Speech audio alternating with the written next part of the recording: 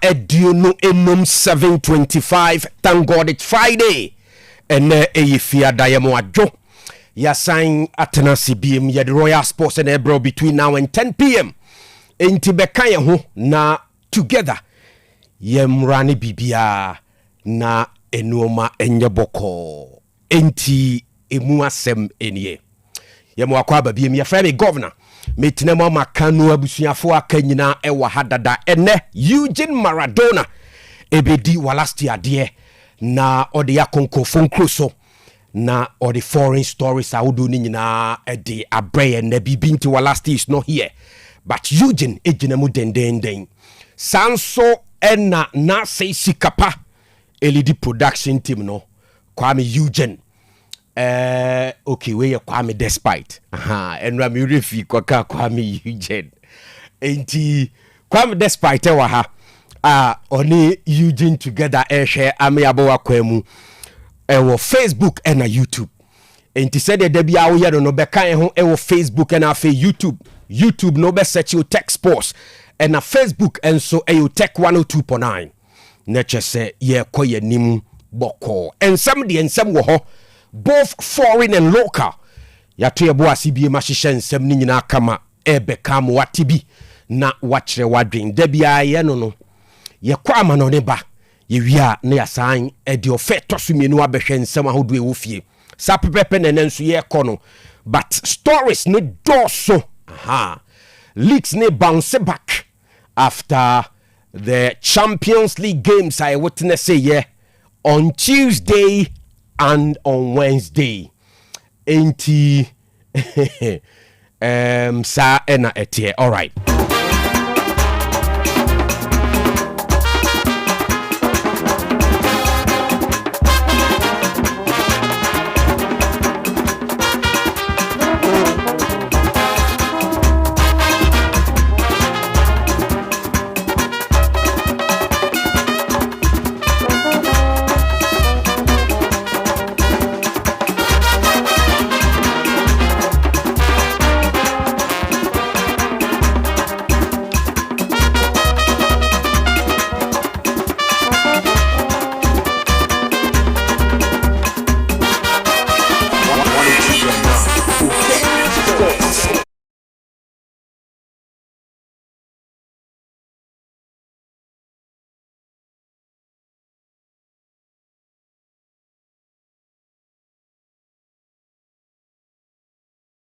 Anetie yenkweyenim na Charles ni Eugene behadwen nenso so yebekweyenim. All right. Enti ensempie ba na mechanics no ehho asem na in the Premier League we have some action sechna chese eba so na Chelsea away to Liverpool ewo Anfield. Hwamu na esi akan hwamu na ntimi esi akan. Eugene the details ne eba. At the same time, Man City at home ebebo against Brentford. Enti Arsenal foguso tete hwa se nka wensu be se bua kambiem na ekwani ma da ho clear. But ye be hwe echina se de besi akọ. Of course on Sunday there are some games, but in the La Liga there action ni nyina no ewo Barcelona fufi on Sunday wabra omotonsa ediafre Real Madrid. A win for Barcelona ebetrese omo afa La Liga trophy no already. Enti achina omo ebetwa preparations neswa. But already Real Madrid camp reports are neba about Tchouaméni and Valverde and tokwa omo kokonye ene Madrid for enya announce asotwea omode the two players net saying Eugene Deba. Of course, two players ni nyina so issue statements are more patchel. This many more ba ewo dwumadi so in Italy Inter winning league ni dada. Enti every game bia ombebo a free echine kubiano just for the formalities. Sanso ena oko Bundesliga nmu Bayern champions already. But of course, enkomon kete wo ho ni nyina no ya de honsam no eba enwumre wo dwumadi so sane so se Real Madrid pe coach na sesei latest report aba ne kire se Mourinho nkɔmmɔ no again grounds. Jose Mourinho likely to be the next coach of Real Madrid. So returning a beko saying in discipline semono obetimi abe resolve sa issue nana.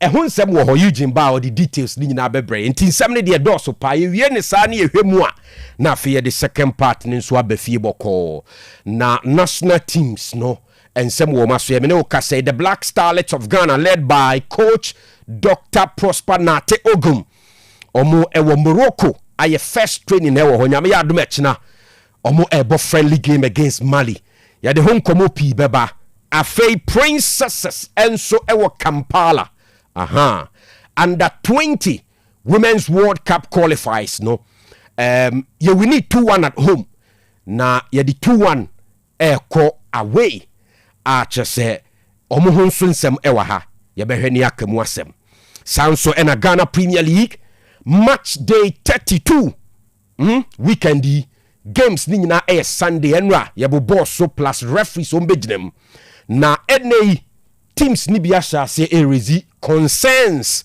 about some referees empenifo edi omu games ashe omunsa teams ben any erezi sa issues no na referees ben ye ka omu ho asem ye be fia ye de ho nkomo pi ebeba echena nso eye May 9th na chese mark exactly 25 years after say has the Kotoko at the Accra Sports Stadium at Renchem Kesie etu oman Ghana ene activities ni bia koso echena walk Kesie beba so na die na has Kotoko eye to remember sa ato Renchem no ni nyina na ye ba ebetwem na yaka ho asem na Black Stars enso hu nkomo ho on the 22nd of this month yeah, friendly game against Mexico.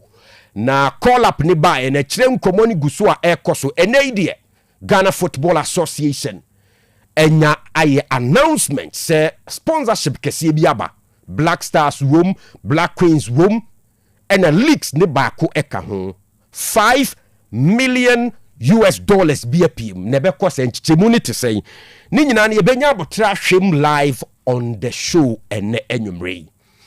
Ain't once again yeda se pass or do a feed na to her ne mun so pese or do messages and na eba through the WhatsApp line am minsi su biem say 0505 2255 78 0505 2255 78 enti sa ena etie pushibra sounds na ko Facebook ni YouTube nso a after say wa like program na share wie no now the comment nso aka ho amaye ye beto ye bo ase akenkan ensem eba live on the show Royal Sports Friday edition is live on Otec 102.9 the pride of Ashanti 7:34 enche ne ma Eugene ba no wode akwa ama no ne but mi hu extract form bi wo manim ha I free Ghana Police Service for waba enti mami nka ho asem quickly na fei yemfa enko yenim okay abofra bi na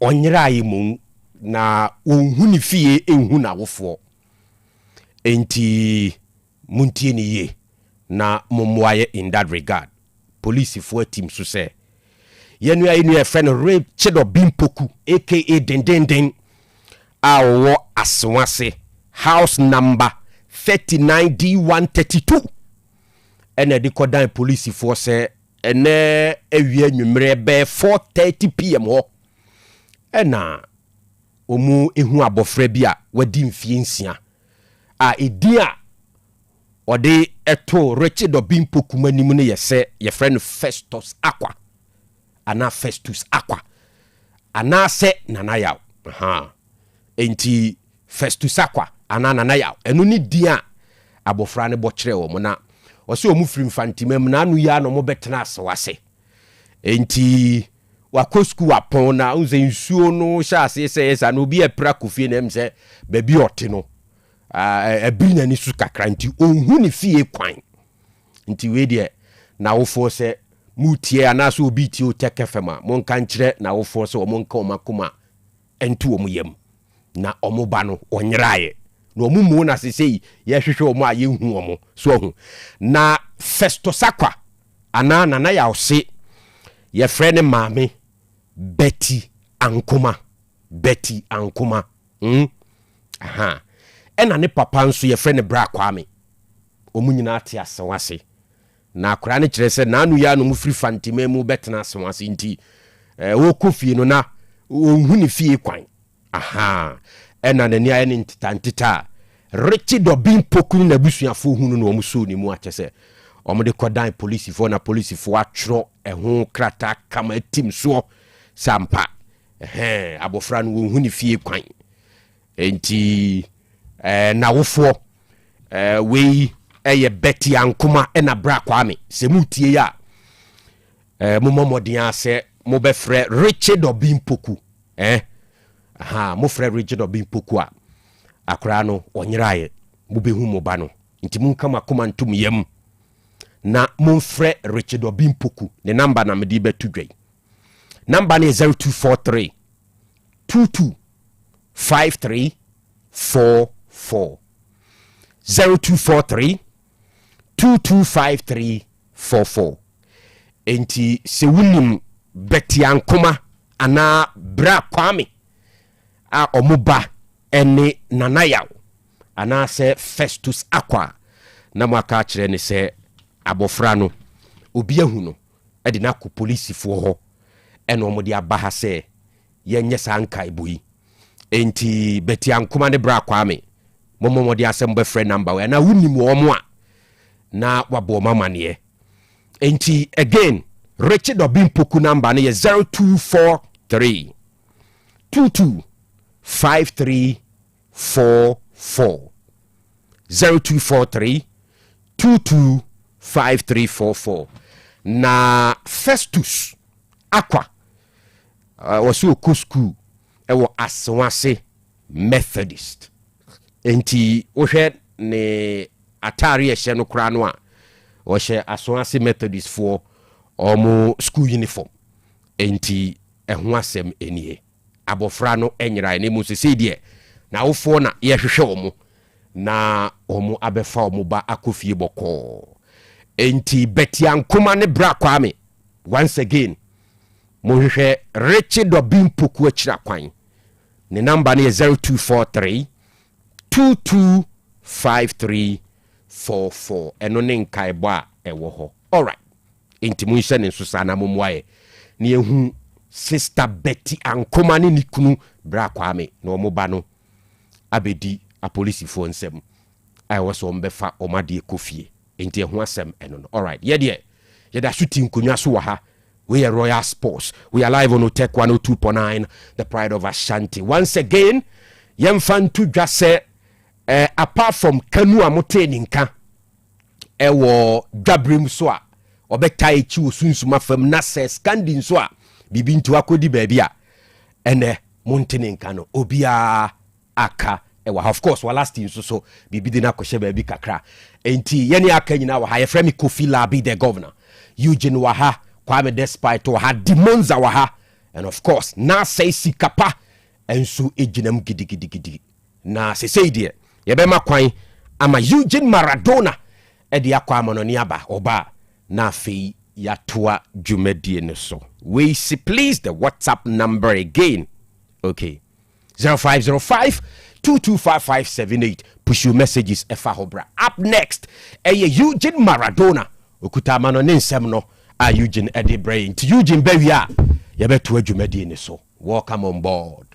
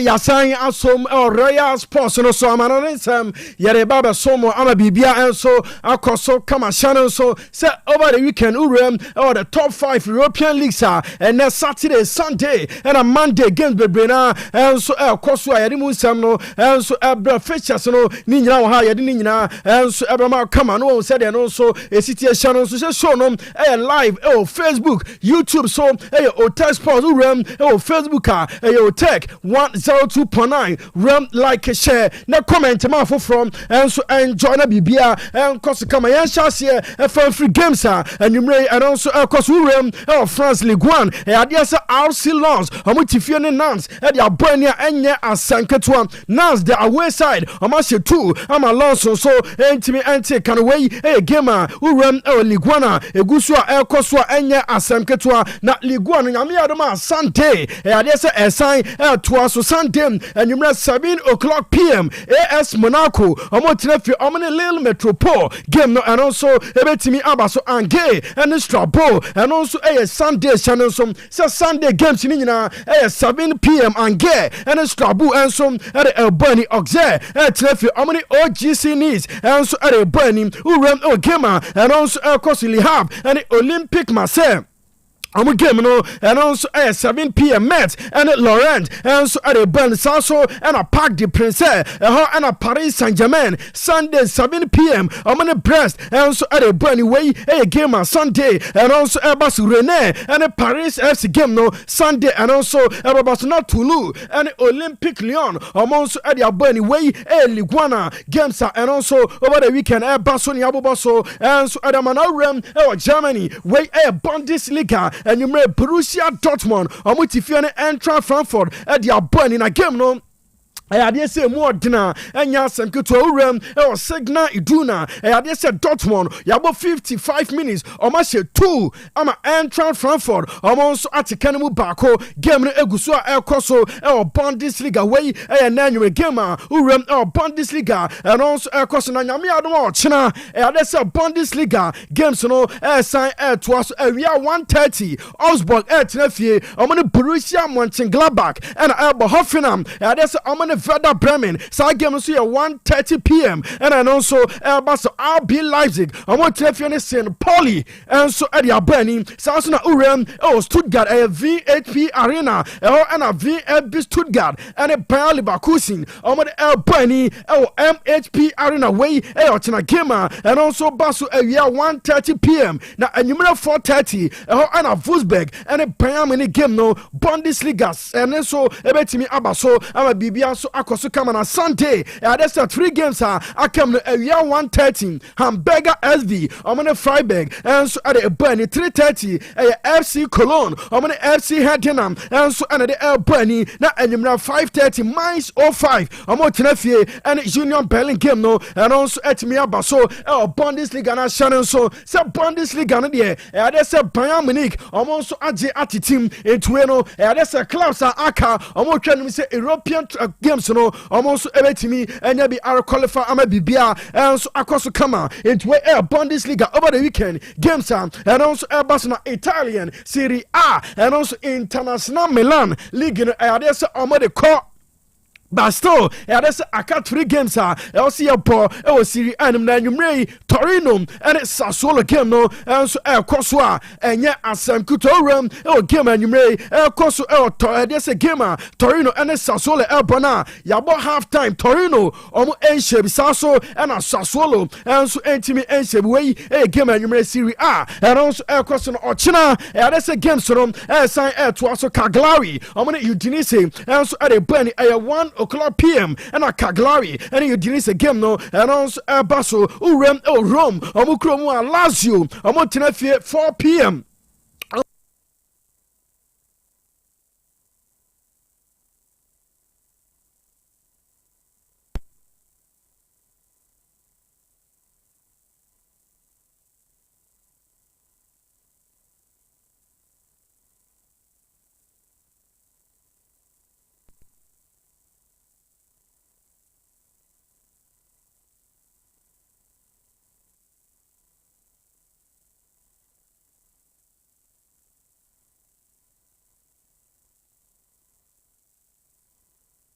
1907 wemo omo stubborn side da Urem Fabregas and so Adamo Baguma Serie A 1:00 p.m. Cremonese and Pizza and so at Bernie Fiorentina same time omo January and so Bonapama and AS Roma Ochina Sunday 4 p.m. and also at me Abaso now the big game over the weekend Serie A no Sunday 6:45 Urem San Siro and AC Milan Atalanta and so at a burn its way Serie A over the weekend games are and also Basso Niabo Bosso and so Adamana Urem La Liga that's a game no dinner over the weekend Classico no Sunday and also Ebetimi Abasso and you may that's a Levante and Osasuna game no and also Egusua El Koswa and ya Asam Ketwa Levante Omashe 2 ama Osasuna and so Etimi Ashe 2 way game Urem Spena and also Gusua Kosona Shannon some so Ochina that's a game so Twaso La Liga and 12 p.m. Auche Omani Deportivo Alaves game no and also Ebetimi Abasona Sevilla at Nephew area 2:15 Omani Espanyol and Atletico Madrid Urem Riyadh game and also Barcelona Omani Celta Vigo at 4:30 and a game no and also Barcelona 7 p.m. Real Sociedad Omani Betis game no and also Etimi Abbas way Ochina La Liga games are Barcelona and Emun 7 and so Edamana Sunday 12 p.m. Mallorca Omani Villarreal game no and also Ebetimi Abbas Athletic Bilbao Amubetinefie San Mames Omane Valencia and so at the Burn Real Oviedo Tenefie Omane Getafe game no 4:30 na enyume El Clasico Barcelona Omane Real Madrid and so at the Albani na Urem El Madrid Campa enyume adesa stories bebena yadebe from apa between Aurelien Tchouameni and Federico Valverde adesa latest news Urem almost nyama course nano enra adesa various stories in bebena break no yadebaba ama also said and also Madrid Boboko Narem the Almighty Premier League etina games akese bebrena also but weno lunch time Liverpool Anfield Chelsea and so at a point weno big game ochina and also Basso Sasun area 2 p.m. Urem American Express Community Stadium and Brighton and Hove Albion Tenefi Wolverhampton game no ochina Basso Calvin Cottage they say Fulham and AFC Bournemouth amongst the Penny South Stadium of Light Etina Sunderland and Manchester United ball not 4:30 Etihad and Manchester City among the Brentford game no and also Ebetimi Abaso way Premier League ochina games and also Ebakosona Sunday we are Burnley Etina 1 p.m. I'm gonna Aston Villa and so at El Bunny, Urem Gamer, and also El Coso, El South London, Crystal Palace, El Selhurst Park. I'm gonna Everton game no Sunday at 1 p.m. and then also Barcelona Nottingham Forest same time. I'm gonna Newcastle United and so at El Bunny, not Sunday, West Ham United. I'm gonna Tenerife Arsenal, El London, Olympic Stadium game winner, and they say Mobile Day. As I say, Urem Premier League table, West Ham United, and they say 18th. Premier League table no and almost at it's West Ham say no almost fight say Premier League no almost ebetimi dodge relegation Urem Arsenal League no almost jirim say afidie Arsenal also almost etimi league na bibia ekos with Sunday London Olympic Stadium and they say West Ham Arsenal game no and also Baswa enye asan kitwa game way Arsenal omunya winner and they say and also ebetimi aboa amaniama and so etimi Akwena Premier League in the month of April and no last man player of the month and I say Premier League no and so etimi at the Babon team Urem Nottingham Forest almost striker your friend Morgan Gibbs White or no and a Premier League player of the month April diano boy no and then inside and so etimi kai say April and I say boy no Apple goes assist Hodor and so Edman Nottingham Forest 80 for the month of April Morgan Gibbs White or no and a player of the month Nensa and so Etimi Aka na Urem manager of the month and also Ekoi Edman Manchester City our manager from Pep Guardiola and also Ensa Aka award na and Yama Koso Kama way manager of the month of April Premier League and a Pep Guardiola Penyon Nensa and so Etimi Aka na Urem Arsenal manager a friend Mikel Arteta and we're breaking news and also about say Urem Arsenal hierarchy now are convinced with Mikel Arteta so far or by performance and also done and that's Arsenal hierarchy are convinced say new contract the battle papa nanim na ono so etimi assign esan say this season kwano they say 2 major trophies Mikel Arteta hwe say nensa enso ebetimi aka Premier League and the Champions League ni nyina no for Arsenal to grab ni nyina eka ho and ama Arsenal hierarchy no enso convince a new contract prepare enso e ama Arteta enkomodie no bibia enso ekoya they say Mikel Arteta extending his stay with Arsenal bobo breaking news and also Banauram or Bamofa and Yasan Kuto player your friend Alex Jimenez and then say boy no now so I see ye pa yes Uram or boy no on also Aswaya yes and a born in quo yes or no or landing elbow Premier League no on it and cry underage Eddie dim komo social media no so na boy ni ti anye and come on it akra wadi 15 years ADD social media no so yes and come on messages no ebi leaky social media boy no say urem social media amount for damn no say adia why no say ano enso dre eno na bam of boboko no awie ya some the statement about bontin for boy am your friend Alex Jimenez ano na bam of statement no and some ka and say and some about bontin ama player your friend Alex Jimenez they say enkomo bi enso etimi akoso about social media no yes boy no they say affecting ye pa entinyame adoma ochena AFC Bam of Gamer tu kwan akopiem Calvin Cottage they say squad no so etimi ayina frim no Bam of awie news urem club and also efron pa na Aston Villa manager your friend Unai Emery they say penyin enram urem Europa League na also etimi qualify room finals on the Freiburg and so Echo Bani na Unai Emery Europa League nim yase finals ne kwano we ekanwa 6 finals and Unai Emery and so akọ Europa League nim na out of 5 already Unai Emery abo Europa League nim no they say emu 4 trophy no Unai Emery and so etimi aje sini na so enti animu say Europa League final almost any Freiburg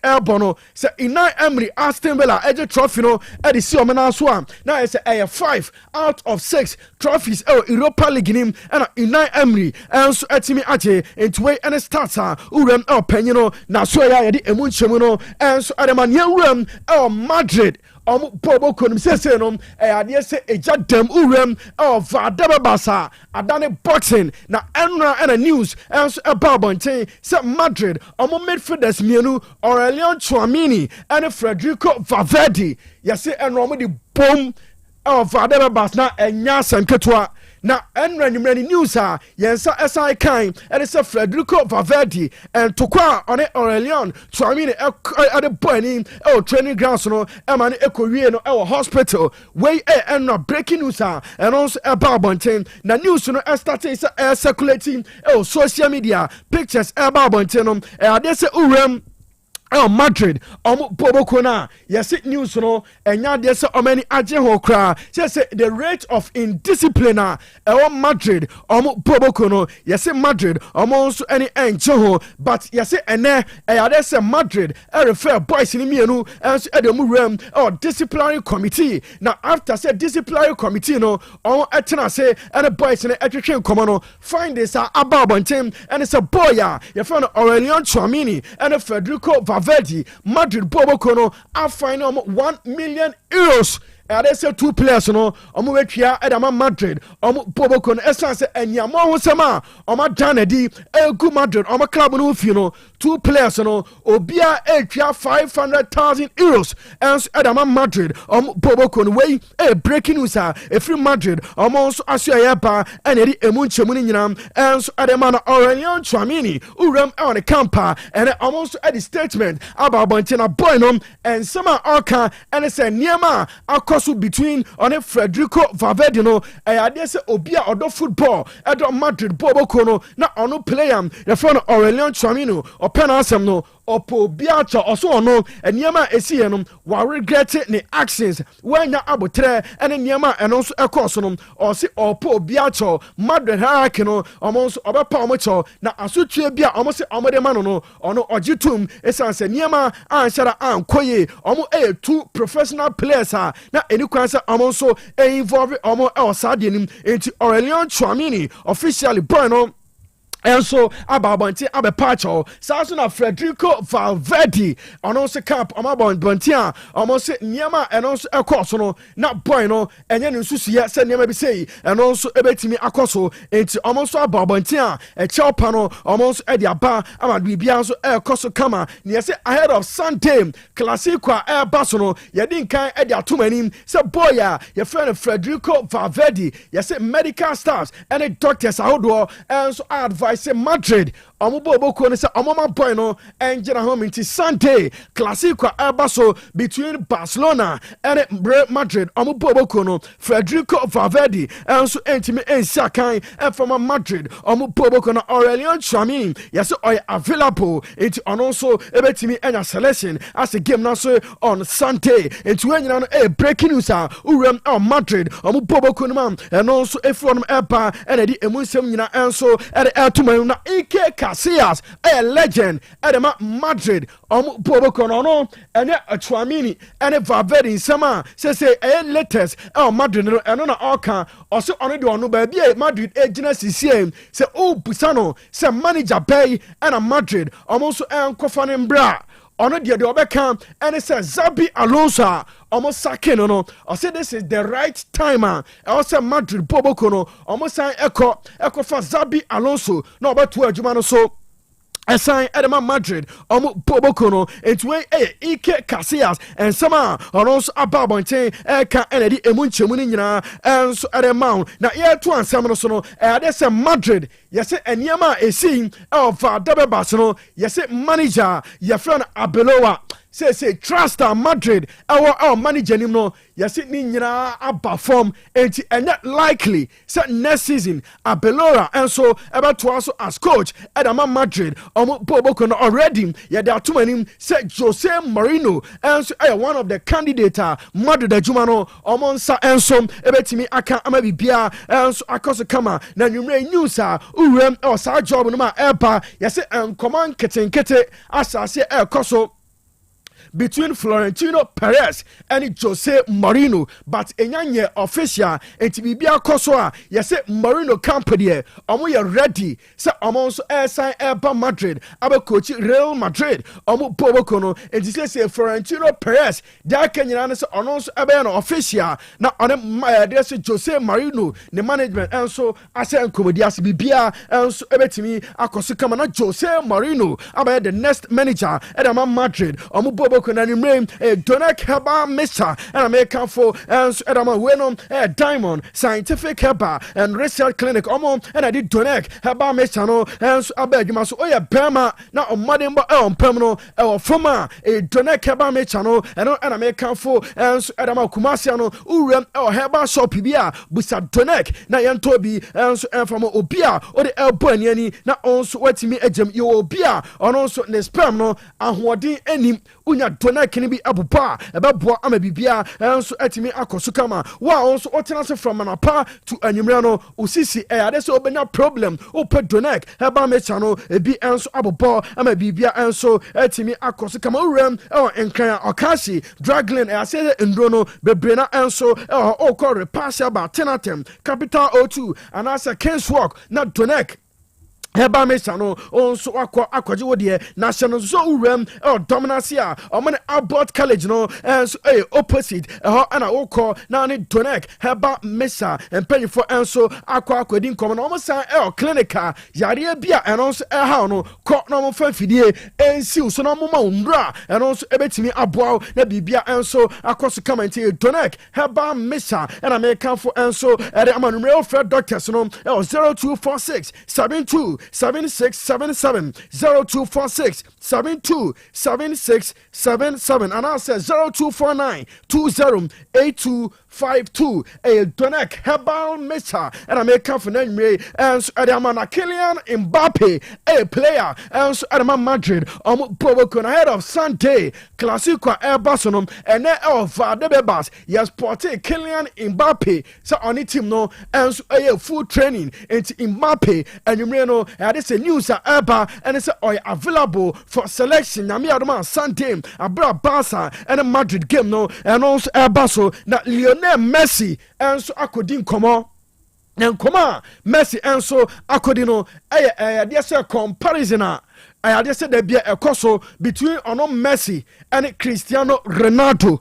Osisa comparison na very interesting. Essence ono na obo ball edema Barcelona omo bobokono urem omo rivalry club your friend Madrid also na Cristiano Ronaldo and so esia kan osi between omo mienu no na ayade se obia e making yonko better osi way and sama ono so ebetimi aka between the comparison na ekoso between ono Lionel Messi and Cristiano Ronaldo omo so entem no osi Ronaldo a fantastic player. Yes, Ronaldo sono and on team can send me Brenham and for generational and also about essence Cristiano Ronaldo. There's a gamer on also about the world of football. Ebekai Cristiano Ronaldo, Juma and also Timia way Lionel Messi and come and also Edia Ronaldo come and Ebepia Masai at so also on the DNA anymore. Or take a dear friend winning.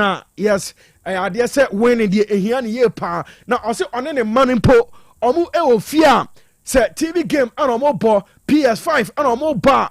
Or say anya de so obeti ase say ne ba kra kete ebe say ne da into also on winning no e idea aka no ho from ne mofrabrema o say asem say obo football or say ogidi say eno eka ho and a boy ya ne career no niama enso etimi ekọ so kama we Lionel Messi and come on also and you may wati any ebi and so at the mount now Dominic Soboslai a player at the Liverpool almost Bobokono and you may bono and so at come at the for Liverpool this season performance answer ankoye and slot and some amount for Eka say I say Liverpool Bobokono a bayan capenino almost and second and almost for manager for and all and a Dominic Soboslai and so at the two just amount for nyabo tre na manager your friend and slot way and the second season in the first season and that's a boy I'm a Liverpool and so edgy league you know it's your man bibia and so across the camera or say Liverpool this season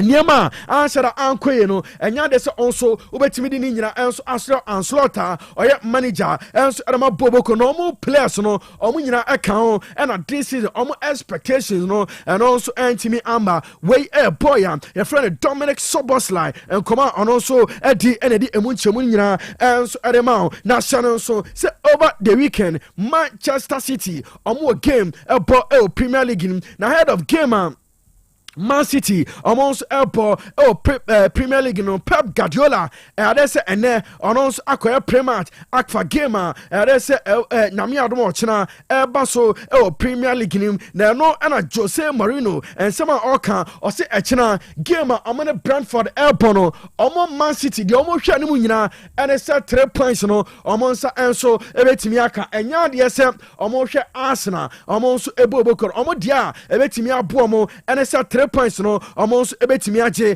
abibia enso etimi akoso kama we manager and Manchester City Pep Guardiola and some also eka and the emunchemu nyina and so at the amount now Pep Guardiola as you fan to obianim send a boy ya friend feel for the enche that's a boy about standing a contract and so at Man City omo boboko no so no that's what say encomodia between City and a boy your friend Phil Foden that's a kwanimu ye pa enche ono or happy with boy your friend Phil Foden so best standing a contract with Manchester City omo boboko no way Pep Guardiola and Otena say and come on also a DB and they atu na Mikel Arteta manager Edema Arsenal, Boboko no Sante, that's a West Ham, and so at a bunny, and no and a Teta, and so at that two just a boya, your friend Mikel Merino, and Julian Timber, that's a 2 players way, me a back to training, but on also intimate and so be a bot, says Sunday, Mikel Merino,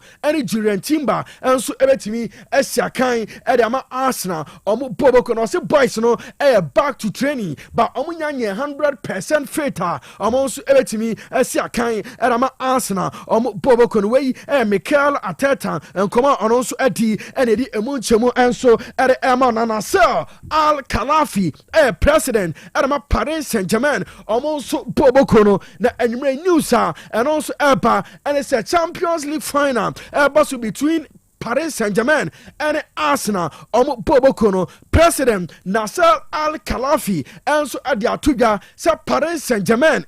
Yes, there's almost staff there's a final game Basso Budapest between Paris Saint-Germain and Arsenal. Or say, staff of Paris Saint-Germain, you ready, Bobo there's a game will take it or flight in no Paris Saint-Germain Bobo Kono and so at the call no enjoy game libi.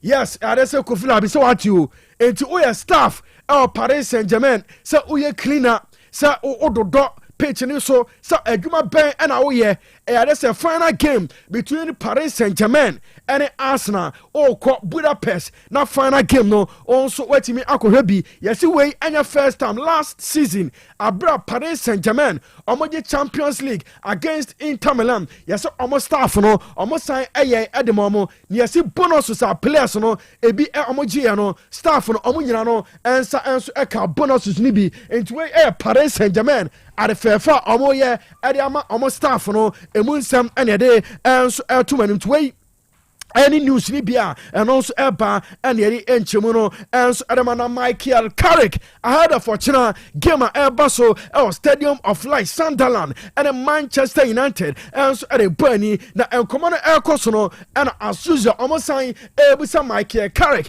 say in future Manchester United no say and also a city and Michael Carrick or say for now and in future no any here Manchester United and Sunderland and so at a bunny sa game so ochina no eno and omumunsa no ehonsem na de ono obetimi aka and say in future no eni ne nsem enti se ubusa na onya asem papa bia enso enka enfan chiro na anwumre uram Premier League ni ma there's a Football Writers Association there's anwumre breaking news epa and so omo voti e Manchester United omo captain your friend Bruno Fernandes. Yes, this season 2025-2026. There's a Football Writers Association. There's a Bruno Fernandes and a player of the year. Yes, we football writers are almost England and then almost avoid. There's a Bruno Fernandes of player of the year and also Kosu yes, Manchester City. Say Foden. Amuni na boy no extending the contract yes boy your friend Josco Vadio or the next player Manchester City hwe no so amonso and boy no ever stretch contract na boy no let's see we pra but the boy no yes Man City ready say after Phil Foden let's say Josco Vadio and next and also everything extending the contract and Manchester City Boboko no na urem Mexico yes World Cup next month 11th June Elbasonom yes Mexico abano and that breaking news and so etimi aba yes urem Mexico yes school kwara e was kromo nyina any schools Mexico nyina no yes 1 week before say World Cup no ebe chase no yes schools urem Mexico say aya crèche say aya high school and I say aya senior say aya university yes schools say Mexico nyina no the next 3 months. Yes, this school so no so ebetimi advocate na amakwotena fie na enjoy World Cup and also ebetimi abaso enti wey Mexico abino news and also said the next 3 months schools Mexico nyano almost makwan June 5th and a schools ni nyina makwan yesi decision a Mexico abino and so atake no ni nyina say Mexico students no almost ebenya daje na World Cup and also na Mexico hosting games ni bi no almost ebetimi enjoy na bibia and so akwaso kama wey eka ho and ama ene Mexico urem ekromu a announce say 5th June school bia o Mexico no almost makwa na enkra no enjoy World Cup and also baso na Atalanta midfielder a friend Ederson yase boy no next season Premier League no also ebetimi erem ama bibia and so akoso kama yase Arsenal, Liverpool, Manchester City and Man United nyina no interested in Atalanta player your friend Ederson and way news and also every boy no aso ye eba ene di emunchemu enso edema ye rem favor natural health care. Yes, oye Burma and also oye oba na enam yare na hawa urem favor natural health care odiano say candidiasis. Sa oye Burma and also oba and how gonorrhea, syphilis and also UTI and hawa urem Dr. Favor. Aso ye no ama unra eno so ebetuni nyina se enso ede ama urem diase dote Bola Johnson eho na Dr. Favor enso wa obagma enti fane number 0245 378245 0245 378245 now on Favor natural healthcare ending komo na onam yare a eno so eha no ontutu ni nyina se enso informant we said ye eno so etiti na boy your friend Tijani Renders or a player at Manchester City Bobo connection so say last season free AC Milan Bobo Conum PML Manchester City yes or Bano playing time a problem and so at the momo yes packing or dano or tosso bear 4 yes bueno said the Niama and so Kakono Urem Italia clubs akese AC Milan, Juventus, Inter Milan, omunyina interested. Said Tijani Renders next season omonsa eka boy na obasan ako back to Italian Serie A. Asan ako siakan and so edama clubs ni bi esan say England Premier League obaye no Manchester City on shada enya playing time into way Tijani Renders news anyume e free boy no aso ye eba enya di emu enchemu and so edama na Marco Silva manager Edema Fulham, Bobo Conanimre news Erpa, and it's a Fulham, prepared 3 years, and so Edema Marco Silva, Sepenino, and so about standing a contract with Fulham, Bobo Coniasu Urem, Marco Silva, Yadesa Penino or Chino, it's answer interest, and so every clubs I can see, and so Erpa, Yase Madrid, right there's a coach's target almost no yes Marco Silva and so one of them and no account I'm a contract extension Fulham and so about so Marco Silva no yes penino on also and Nasi Kakra or Madrid and come on said and also ebesi akom and so on also decided so obey stand with Fulham Bobo Kono and answer on also about to also akoto baby for na urem Fenerbahce president candidate wey penyam your friend Hakan Safi on also twanimu se enche Fenerbahce presidential election baso no ohwe se ono so ebetimi awene ne obeli di club no ama niema eno so akoso ne yese panyam your friend Hakan Safi yese ono de ono so eba on board and say Liverpool player your friend Mohamed Salah se ohwe animu se ono so ebetimi Salah PML Fenerbahce yes urem Turkey enkoma panyam your friend Hakan Safi campaign oye nyina no ose omoto abanama na Mohamed Salah so ono so ade ni PM Fenerbahce no obesi akan enso at the moment wey news urem Fenerbahce and also Ebana Mason Greenwood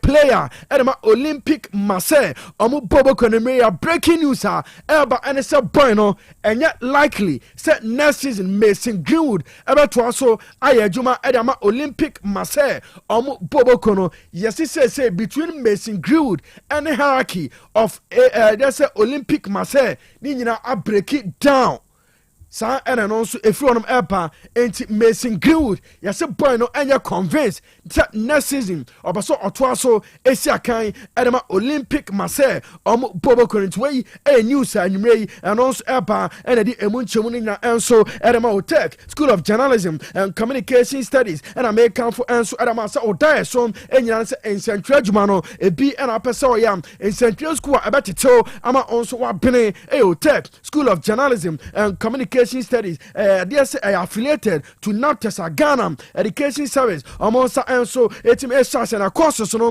uram a newspaper reporting graphic design blogging and vlogging investigative journalism marketing ninya no opa na lectures ama peno and so edi India no ninya acho trim ama bibia and so akoso kama me o friend number si 0547 823 005 0547 823 005 nane administration adin komo no about top form now so obagentity 2 years na diploma in journalism and media studies no on sa and so etimi akama bibia and so etimi akoso kama eti Otec School of Journalism and Communication Studies and American for and so adamanwrei ebrane ko yes entian fansem ni nyina sini engem na Kofi Larbi the Govenor yes on it awal Dimoza yes penny and so ebetrance no more room so and a local no they say over the weekend Ghana Premier League they say games for home into stories ni bebe na coaches no and some more can any players ni nyano ye di ni nyina and so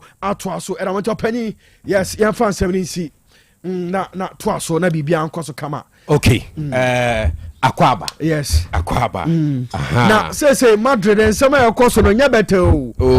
Tramini ne Valverde. Say no di o ma settle wi. O say o ma settle. On say the man ha adwene Sunday Classico no. Ha. Classico say Sunday Barca Premier League no maji o. Now ahead of a game. Now Captain Federico Valverde mobi no a problem at the Madrid.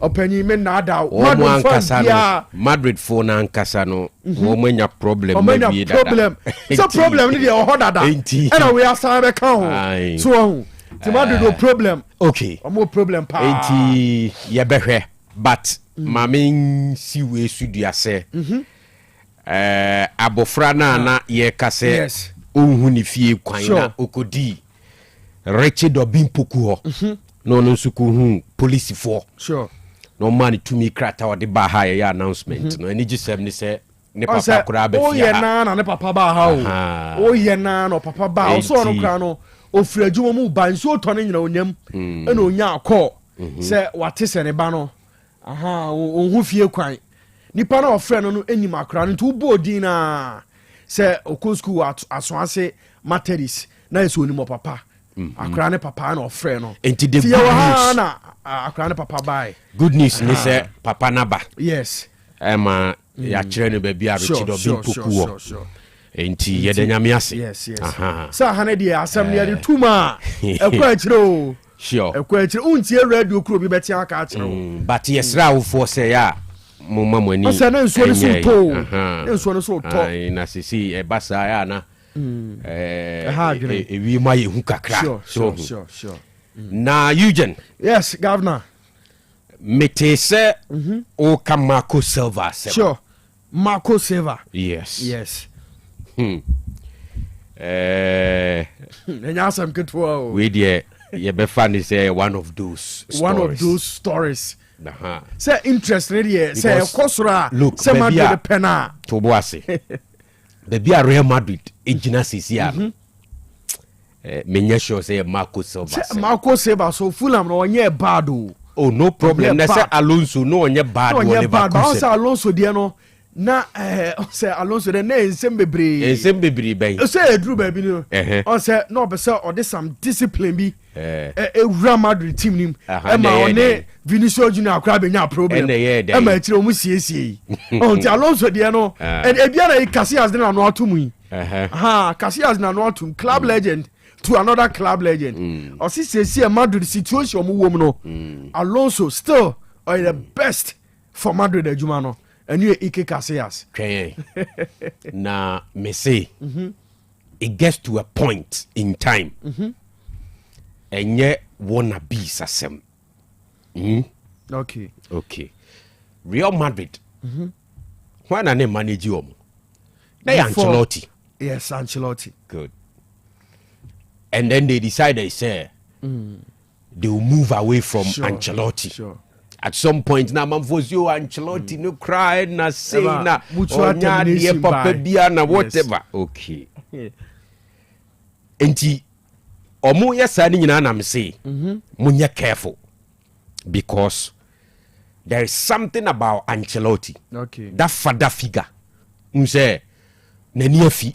Sure. Players ya ye ka bi mu cry ni nana no mu ni mamo. Enti sura dressing room or call fast only players kasa. And in most cases, no, if you wanna play a big cry, you're happy about something. But because of the father figure, na omudina nim ferry ni that kind of thing na and we saw that some way somehow na a year because Oma Mbappe ebeji tumu say left wing hono eye for Vinicius Junior. Wo me pese lead the attack no as the center forward mommy. Yes. Whether na Mbappe eye happy or not. Or Jitum he played. Sure. Okay. But Alonso came. And you saw person the discipline ba any idea edu baby adu yi Vinicius Junior free men ko ya no yi no. It created some problems. Understanding. And along the line, Madrid in penning force Derby. I was so more party ways with Alonso. The first season, yes. Don't forget, say Alonso ever Leverkusen was a different story. Yes. They were playing so well. Yes, no, the Leverkusen G League, League Bayer dominating. Yes, near Naya Kase. Oh, if you look at Alonso, any coaches on your Maya, Juma, Pep. Jose Mourinho.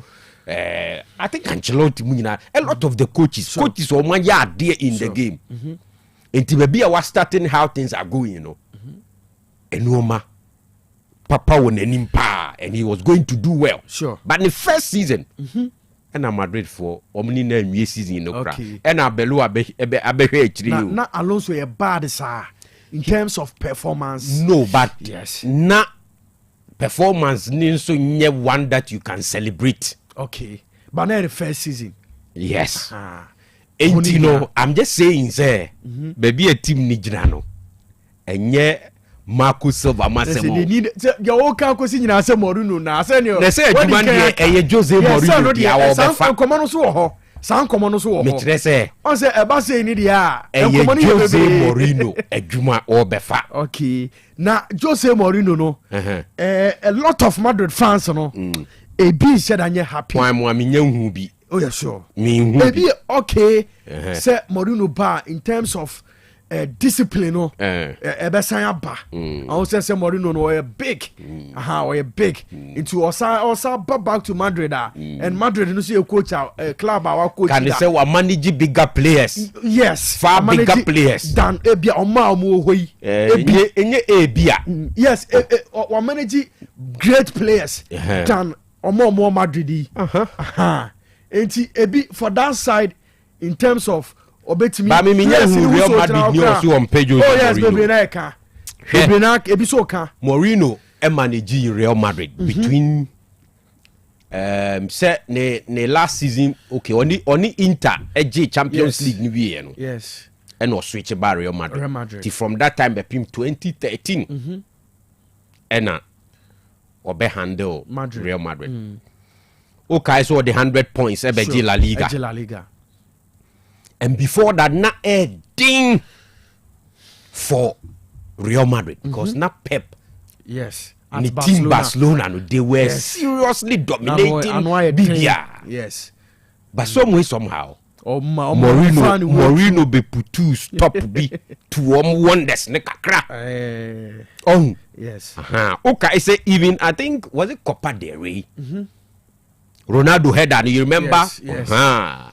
Enti aye beat the whole Munyai Marco Silva Semno na another Alonso. Oh, because say and another Abeloa.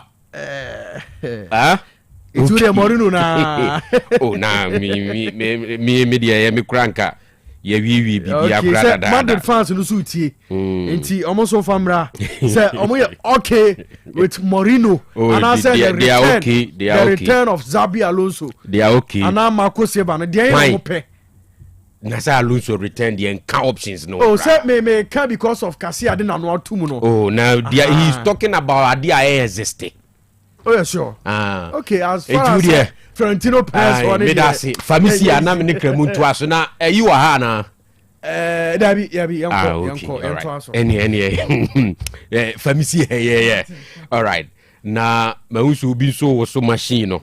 Inti bomodiana ye ho adwuma ne yanko yanim. All right.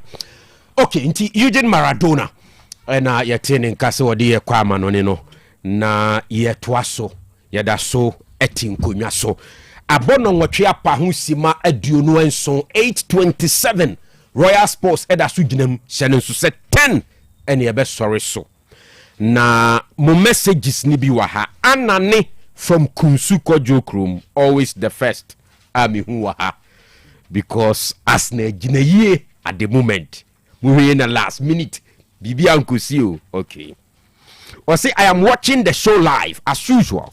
The biggest sports show in town is loud and airborne here inside Kunsu Kojokrom. Tomorrow, #Man City, or the 2 biaka #Brentford 2. Not just say a 2-2. Okay. #Liverpool 4, #Chelsea 0.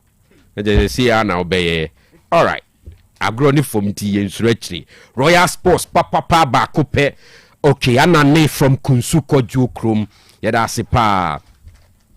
We say great job, Kofi. I am Wallace watching you live from Isansi Bontefu. Okay. Wallace, yeah, that's it. Hey, Isansi Bontefu, any chia nanasian kese. Wahinimpoa owoho. Ene na donte hene na nanuya kuya boa. Na nanu munyina amu woho ye chichi munyina piao. Nyamishira mupi. Starboy say watching the show live and clear at Ahafmim Airport. Yeah, that's it. Isaac Obinsi, great job. Thank you. Kofi Larbi, black man, once again, or say, good evening. I am watching the program live inside Pig Farm, Accra. Kofi Larbi, and no. We say, good evening, the governor. I am Kojo, monitoring the program here at Bokrum. You guys are simply the best. Tomorrow, Man City is going to beat Brentford by 2-0. City all the way. We are winning the league, come rain or shine. All right. Okay.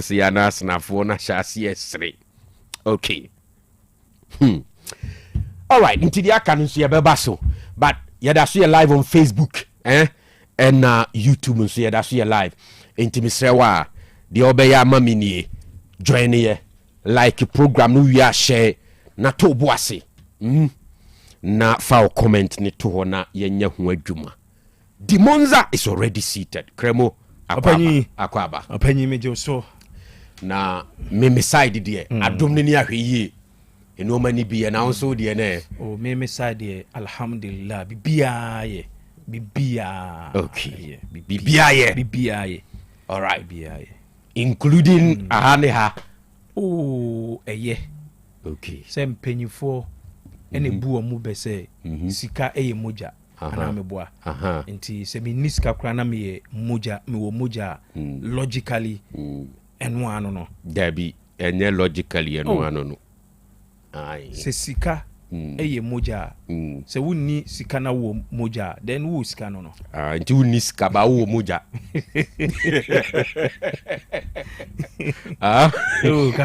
kakra ufi kakra kremo sika e moja ne kire se uwo bia sika ni bi so botomu umoja recra fast beba psychologically we are sound especially we are bema na obotomu ya kremo eno ani moja no ba se umoja no doso kra na otimi twibi mankofo na se obotomu nya emoja no anhwe ya na akwa ekos na ntibisa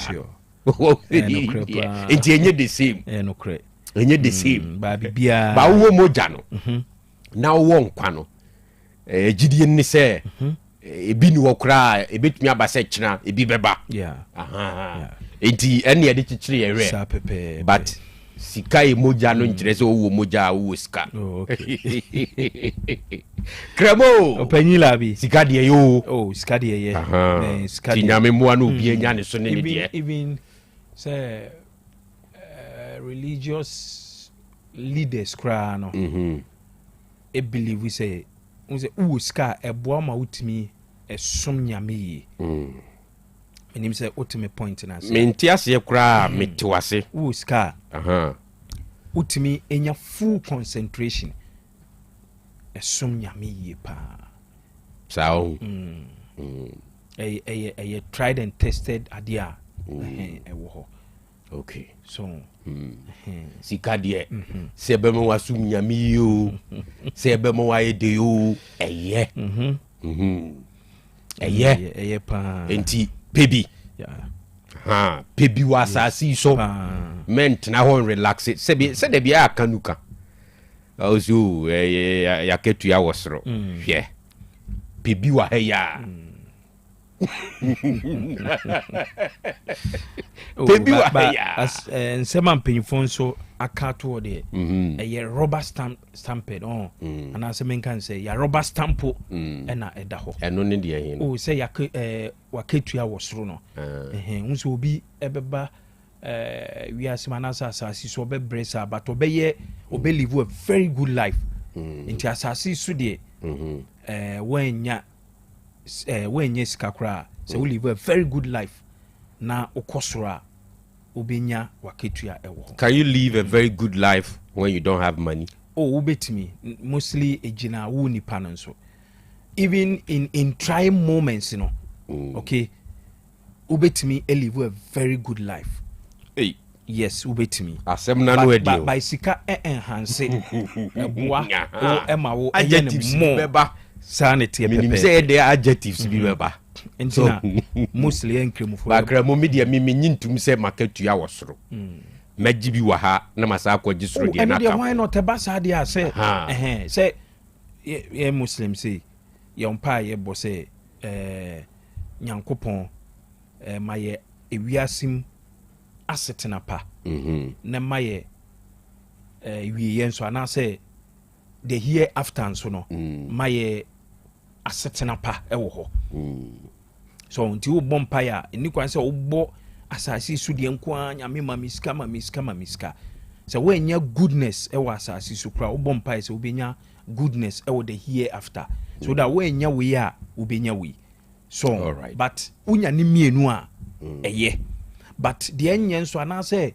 de be ye ya pan say wo we nya asasi su de onso a the hereafter no so say me can hear after out here say osra himem honso wanya na chese wo de wabo loss so nti waketua wo soro no ewo eye no kre say wanya asase so obenya esoro enye automatic enye automatic enye automatic that is even if ewo wa enye automatic what de ewo ho say bi mu nyini sa be very good me dey say even if ebi mu perspectives no na na bo but ewo ho okay ye de ye peha all right ye nya asasi sukra ni nya esoro dia ye okay mami 5 minutes obi send message say untoma na your friend say o material no gise me ko bisa abre waba o Samum we new creation fashion okay ewo second takrade omu na ye we de ba de brem ba ma mi sadin no okay enti obi ni ma on famra ai okay obi ni ma on famra amanfo beba di obi atwere wa ha kra de menyinni o se de o se fa ntoma bebo media no enye sa menya so se obi amani din obi amani din obi a de aba se fa ntoma bebo media no na menya sure ba ku bi so a o se eja na o de eja ho ni dabi enye bia dabi omo de aba ni nyina menyinni se o manya ne correct man for mouth terms pound okay the most amaminya we mrana okay afide sure yen to aswe shawarma kin boba kin and pizza hub asue ye wo ho de ma. Yes, and Friday into weekend in your room no. You'll be hanging out with your friends and your loved ones. Yeah, cause we come for shawarma kin boba kin and pizza hub asue ne dia ma and you enti hye so. More drinks ahodo nyina bi wo ho. Afi wo a wo pe chicken wings. De na de pa ma ye no correct. Che say e kawano a wo a woni appetite kra tumi se bibia kawano.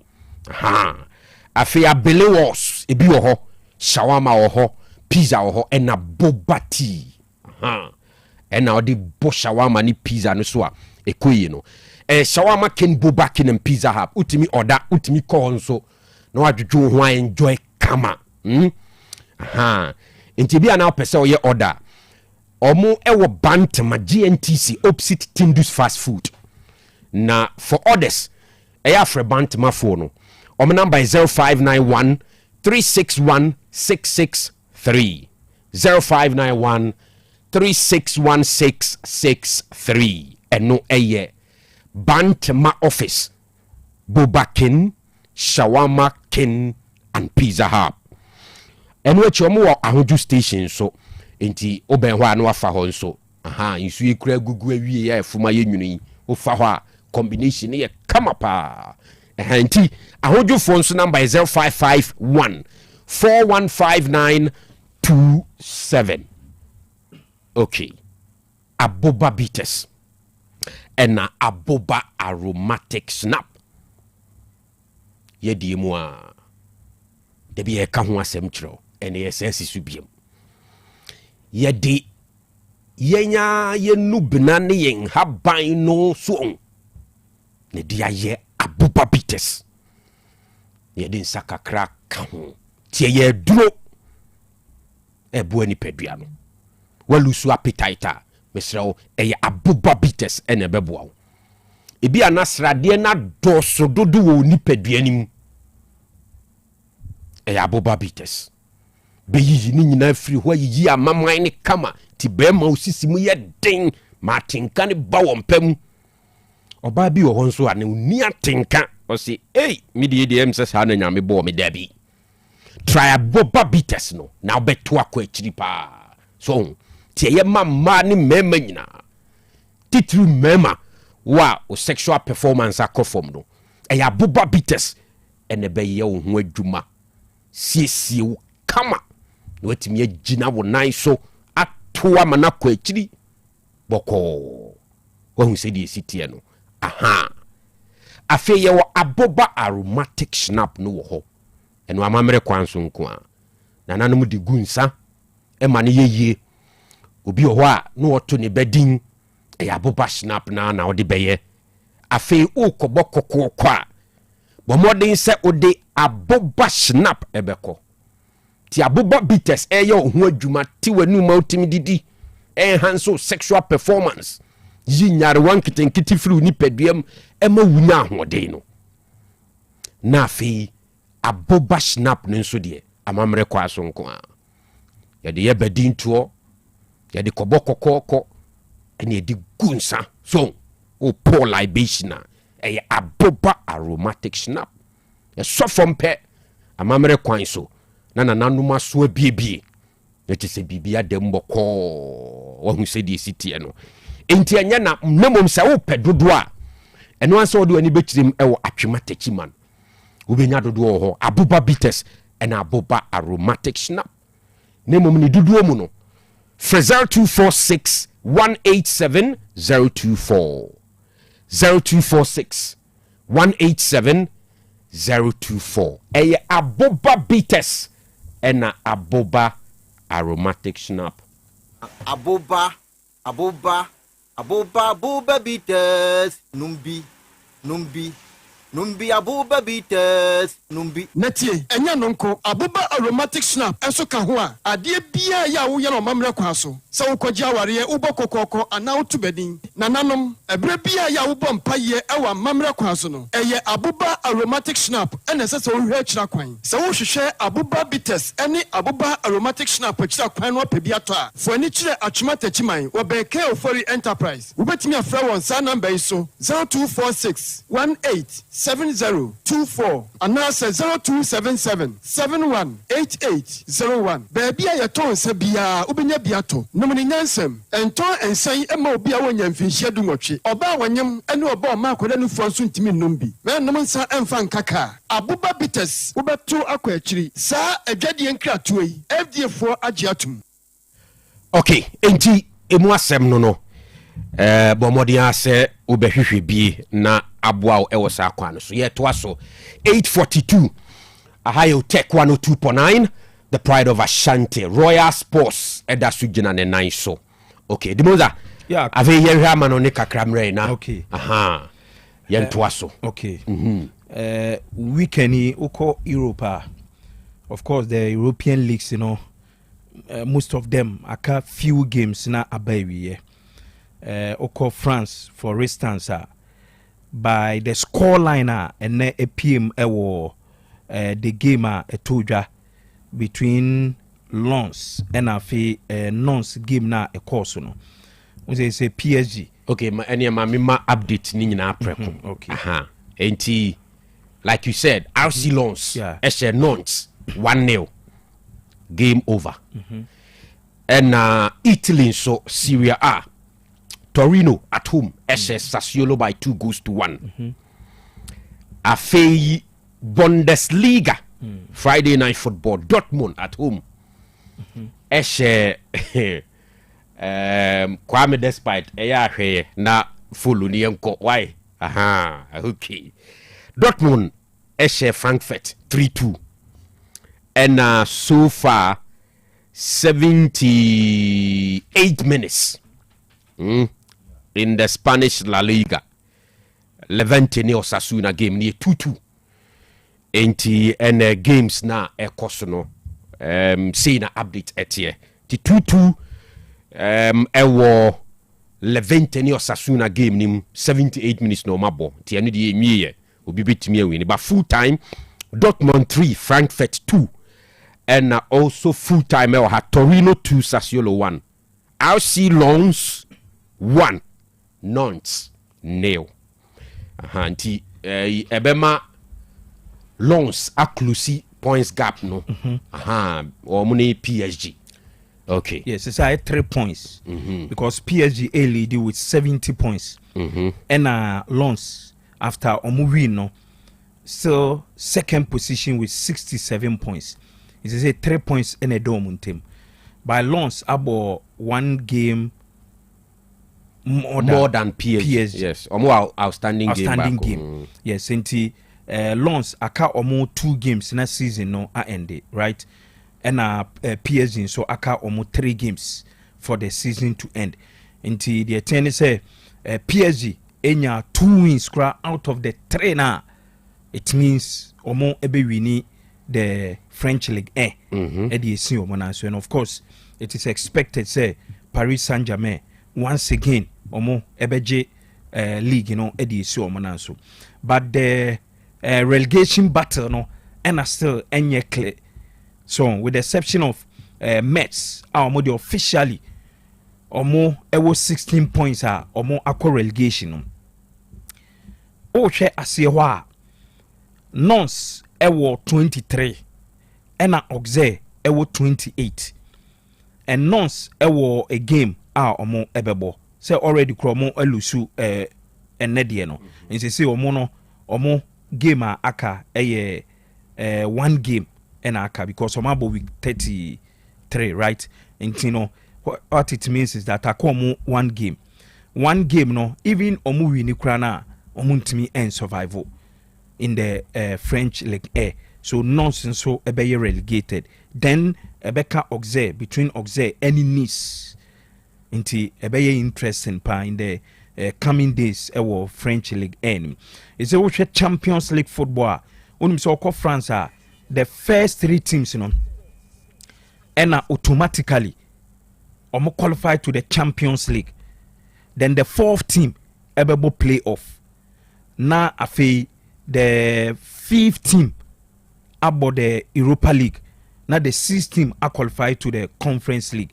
So what it means is that Champions League football no PSG and afei Lens settled.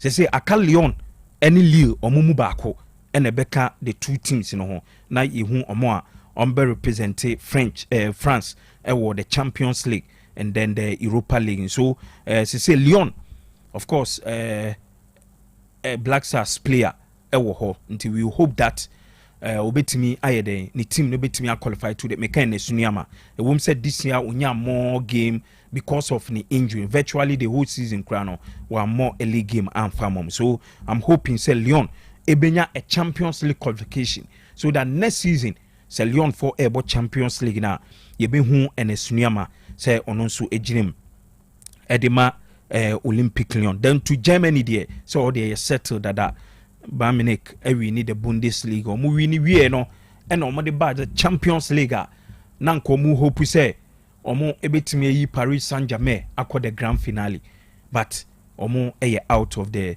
UEFA Champions League. For Bundesliga there it is expected say Bayern Munich team no ebenya dominance over the teams omo no share the seasons na etwem na Bayern Munich ache say in the German Bundesliga there omo be koswa dominate with the quality of players omo won there.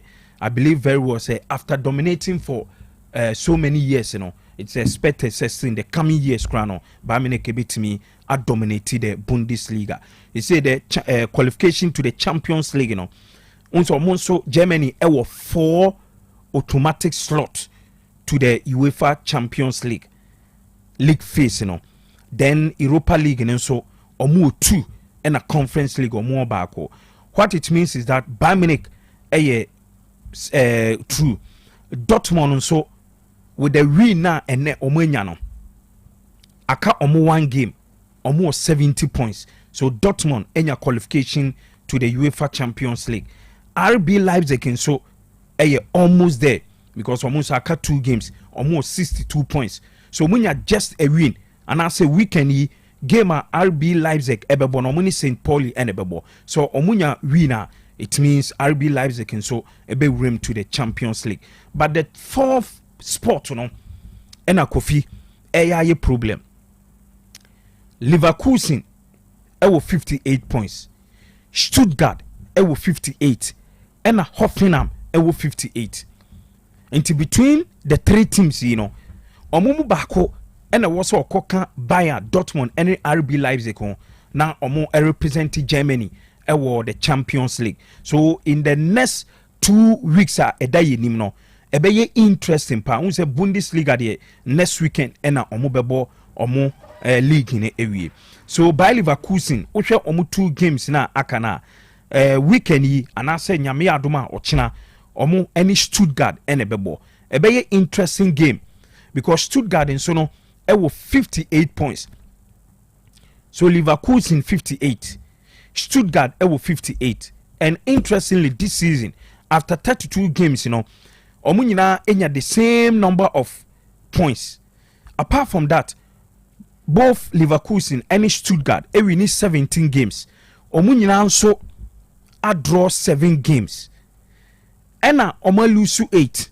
COVID-10 year. Another interesting stat and they say both Leverkusen and Stuttgart omunyina ashe 66 goals but goals conceded and Leverkusen are conceded 43 then Stuttgart are conceded 46 until the only thing are a separating omumienu a goals difference. So nyame adoma ochina yewo interesting game yebe woten say in the German Bundesliga in the game between Stuttgart omo and Leverkusen match and also ebetoja ewo ehonom ebe interesting game pa. And don't forget say 2 teams and so teams are this season DFB Pokal finalist Stuttgart ebesa host to by Leverkusen, and I say Stuttgart already Oma qualified to the DFB Pokal finals. And also no omo transfer money by Munich ebebo. And in the Bundesliga and so no, there were interesting games to watch because of how the Champions League qualification slot no are very tight between Leverkusen, Stuttgart, and Afe Hoffenheim omunyina no ewo 58 points. Then to the Italian Serie A. For the Serie A, of course, Inter Milan are confirming omo Scudetto title. Last weekend, and Omujia with 82 points, Even games are aka. 3 games are aka ewo Serie A nim. Say Inter Milan elusu 2 games kra, and also mulusu the 3 games kra na. Still omuye champions. Inti ehoye settled. But the battle for Champions League qualification and also are very tight ewo Italy. Ushe table na Napoli etos second with 70 points. AC Milan was 67. Juve was 65. And of course, yenim say in the Serie A, 4 teams ena ebenya automatic qualification to the Champions League phase, Enti se yenya Inter Napoli so second position points more 70. Omu here just even a win. And also omunya 1 win no mo draw back Napoli so there. But she say AC Milan any Juve and as she say was say omo a fighting for the Champions League qualification because Roma and so LK around says either AC Milan or Juve a failure then Roma so ebenya qualification to the Champions League spot. And oshe weekend matches are ebekoso ewo Bundesliga ebekoso Serie A anima and also ebeye interesting pan game back one make say ebeye tricky game especially for Juve eye omu game a omu ni Lecce kwa akobo say ohwe Lecce so a Kofi omu so battle for relegation pan e say ohwe Serie A table na uyi the last 3 Pisa de so mako omu de omu ye relegated Verona so no relegated. Say Cremonese ena omo hwese with the 28 points na omo wono. The last 3 games omo betimi enya maximum so that omo be survival relegation. Just above Cremonese ye Lecce almost 32 points. Enti game a omo ni Juve ebebo ochina no. Ebeye interesting game. Lecce epe win e dia survival. Juve so no epe a win, away win. Edi enya Champions League qualification for next season. But it was a Juve etimi rediscover omo form because their last home game omo boy omo ball draw with Verona. Na adi omo de ye okrum ha no. The omo de ye boys ni bi okrum ha no. Na enye easy. Amamfo eyashe Juventus because say Juve ubo home against a relegated Verona. So omo relegated. And Juve officially gomo 20 points. So yeah, yes, 19th position. 19th position with 20 points. Na Juve when ya Verona ewo fie, Kofi na wan ntimi anhye no. And he tells you said the game against Lecce no ebeye interesting pan ye because sene maka no Lecce so epe a Champions League sorry, almost so per survivor, but I'm only just above Cremonese. Yes, so omu here a win or 2, then now omu etimi a survival. Until a very interesting pan ye honum. I'm only hoping say Juventus ebetimi inya that win. Now omu so I cemented almost spot in the Champions League qualification for next season. Apart from that one, so. Another game Verona ni Como unse Como so no so omo pushy say omo ebenya a historic European finish okay nti omo so game against Verona no and also ebeye interesting pa say Verona relegated nti o say Como etimi ekonya that win so that omo ebe pushy omo European qualification na omo pen so mutimi qualify to Europa ebeye historic ebeye the first time omo qualify to Europe and of course a very raise team no profile pan ye. They say Osha Como ewo 31 points, almost 62 points. So it's either omo ebetimi enya Champions League finish. So omo enya kra na at least omunya Europa, and I said at least kra no omunya Conference League qualification kra na ebe build a club no omo profile point and also ebe ye another interesting game pa ewo honom. Then to La Liga meaning say the big game is Sunday. Into Betanasi Sunday, you benya more time. I commented about that. It's all about that game. Yes, it's all about the Clasico. Madrid. Yes, Madrid. And I feel Barcelona. But one was say ahead of this game, and now make about the crisis. Madrid a womb. Already more injury crisis. Most of them key players, you know. And also mu players no prepare. And apart from that, the major crisis ewo omo camp, Madrid camp, that fight na a PM ewo Madrid omo training grounds between Tchouaméni and then Valverde. And for now, I know some people it me akamo the situation down. Barcelona were 88 points. Madrid was 77. What it means is that 11 points and a separate omo. But I can't say 4 games, right? In the La Liga. 4 games and so about 12 points. And it means and yes settled. And yes settled. If say Barcelona lusu omo matches are akanyina ko fiteni you. Meaning say this example I maybe Barcelona supporters no enye ebi de. Say La Liga no week 35 ena omu enter. Yes, okay, and about 38 games 38 enti se ebo weekend we free wa aka 3 more games. Yes, ebo weekend 3 no be ma 9 points be ma 9 enti for now no Madrid ne Barcelona e 12 points to chase.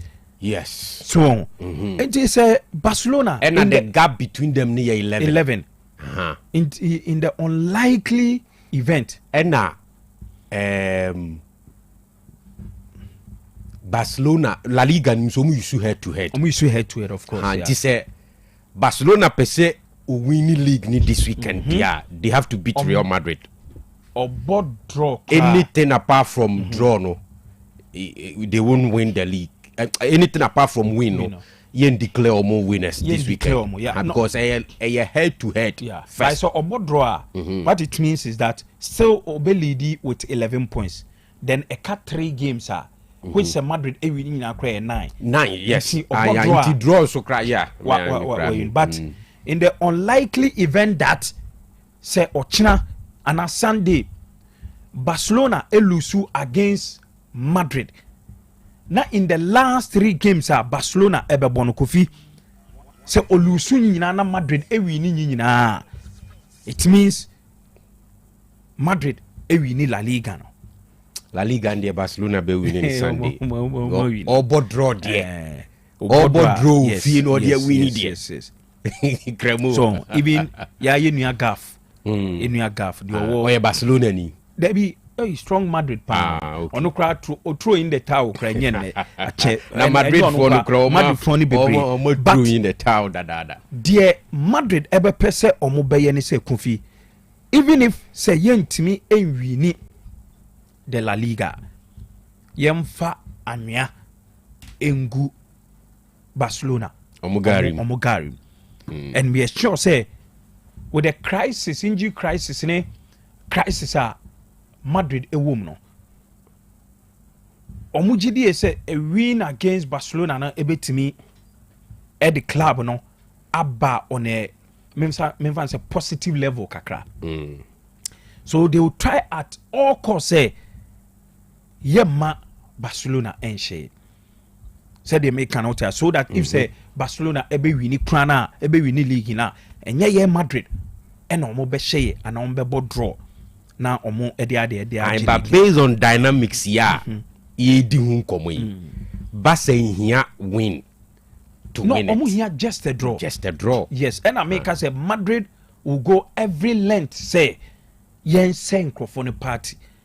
Because now Madrid out of the Champions League. Omu ni any competition bi abo. So that would mean say Sunday na was Madrid. Yemfa no nye last game of the season. Final.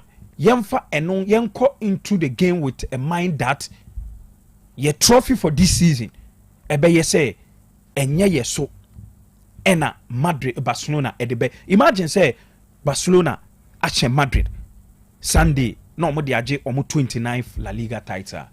Look at the embarrassment a Madrid team na ebeko after going trophyless. Now Barcelona ese show e de age trophy. I mean, so Madrid ebeko at all length say omo ebitimi ayeden a stop that. But Barcelona already omo ewo in a former menye sure say ochina Madrid crab bitimi even a draw. So omo 10 consecutive wins, right? In the La Liga. Into Chelsea omo form. Omo train so ombenya omo 11 consecutive wins. Yes, and we are just into me sure say Sunday yamia aduma etnasia yebe can be Eddie afan. Now to the Premier League. Near Rapiapo. Liverpool any a crisis led Chelsea team. Send ye ombeshe yen wasem kai. Okay. So Debbie nkoye. Yes, omune Chelsea team omo in a crisis and a kwakushia. And last weekend was there before Liverpool able lose to Manchester United. No. Now omo we need 3 consecutive games. So now Liverpool fun crying himself at least omo appeking omo form omo the a run into the game.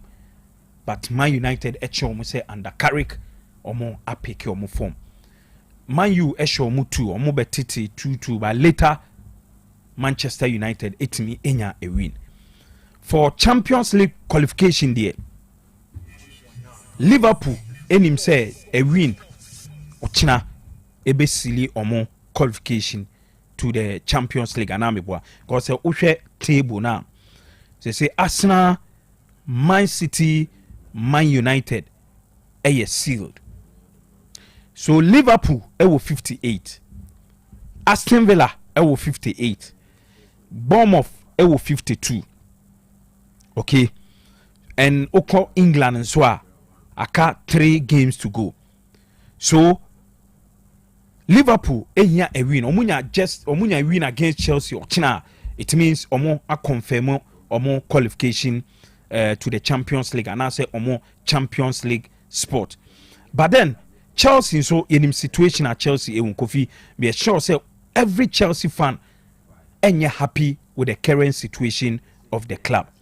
And then am going into the game no nipa bebrena AGD say a game Liverpool ebe finish Chelsea team no. Say Liverpool so this season after winning the Premier League last season, no, the kind of expectation and as expectations are among for Edema coach and a slot and in the Liverpool team, no, Musa. So far this season, Liverpool elusu a record 11 games. So from 2014-2015 season Ebana, Liverpool enter sa defeat bebre in a season. Like Senny Omunyani this season, 11 defeats so far. And in all competitions, and also 18 defeats and a Liverpool in this season in all competition. And here Chelsea, Liverpool formed this season. And yet the former, even the fans, now omo AGD so betting akum. At the point crying himself coach and a slot one share Liverpool and penny for ebe pamno. By later omo eba out ebe bakeno. Eka say omo ewu GDA ewu nimu say obetimi aye ejuma no because last season oba no otimi je league no edema omo ntebia this season omo GDA say with the poor former Liverpool ewu no so omo ejana na say omo man to aso a ebia next season obetimi ameki some changes and say improvement edi among. Of course senior makano as at February, right? You were this year mu somewhere around February. Now Chelsea contested for a top 5 place in the Premier League. But she say Chelsea will former Kofi madwen ho amenti ase 6 consecutive Premier League defeat above sa poor runs no just a goal and anano munyaye against Nottingham Forest. But it was a beautiful goal. Excellent goal by all standard. Oshede na obeka say Chelsea minim with the chances omunya to the extent omunya penalty krama Kopama. penalty expert Kopama ekugina ball no ese no na ubunso match go near really offside na eluku say still Chelsea enya a goal but that last minute wonderful goal munya and I believe very well say eno kra ebetimi edi mura kakraba but the game no because of the venue because of Anfield and for now compare two teams now of course Liverpool ahead of Chelsea you know me gidi say ochina line time kickoff Liverpool ebenya 3 points in the hands of Chelsea. Then me expecting say Manchester United with the form omu Carrick ewom ne de and as a Man U team ne ewom no of course omu ebenya a win over Sunderland. Sunderland is stubborn, but Manchester United form omu wom no Kofi form na Man United ewom no me sure say a stubborn Sunderland ebetimi a stop home and I know now man for you chronicle games o play a bit say Kobe Menu under Carrick what ball normally compare Amorim time many idea but if for nothing at all you give it to Carrick say wababe raise bit say Kobe Menu spirit ama today against Liverpool we moyeding e Kobe Menu and e benya the winning goal after say na why extending a contract inti United situation in there but yeah choice we go Champions League be show the same performance beto aso omo form pa Bournemouth so with the form omo no against Fulham I'm expecting say Bournemouth so omo 14 games unbeaten right so omu chase 15 very good inti a win for Bournemouth against Fulham but unim Brentford for no mature letter be tie me say Brentford muntie ni say unim say Aston Villa okay say omo toa so say Aston Villa etosu 5th on the Premier League table na omo toa so ekoji the Europa League which of course a likely team obetosu 6 in the Premier League you know ebenya a Champions League next season. Villa finish within the top 5. Yes, Villa etosu 5th with 58 points. But well, you know how the dynamics will be. But say who finish within the first 5. Now koji Europa League. Opposition will league no so na Champions League no. Okay. Not Europa there. Who's the last season say no? Spurs. No enye kra. Na enye kra ya. No main just say na enye kra. Only United nyina no be ekope Europa no na dia bebo. Dia bebo sure. The Champions League no. And chances are that will be finish within the top 5. No was akwaji Europa League na. Chances are that the other season no bit me enya the slot. Okay. But you say a man for confuse that with the FA Cup. FA Cup no will only earn you Europa League slot. The Chelsea say if we should beat City, the FA Cup will take us to Europa League. Okay. Oh, we say the City. Enti they na make can say if you want me point na say say City any Brentford any bebo omo ne bebo china Brentford nso etoso 7th with 51 points okay and 7th position in England able take you to the Conference League right the ten say there's the need say what's a Brentford at least omunya a top 6 finish omanya de kra no e was so top 6 per the mechanics Aston Villa a tosu fifth no musaji Europa na chese the 6th team no ebenya nti e was a Brentford take this game as an important game against City.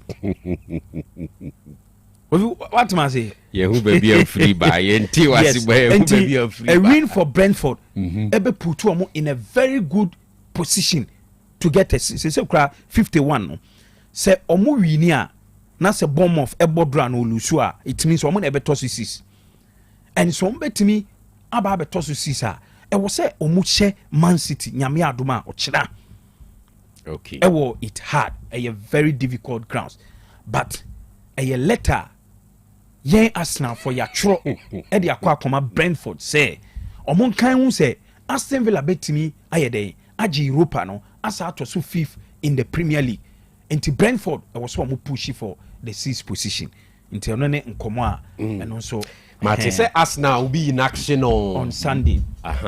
Yes, on Sunday. Also the nucleus you see. Yes. Say Bruno so enya football writers association. Say Ghana is swag, right?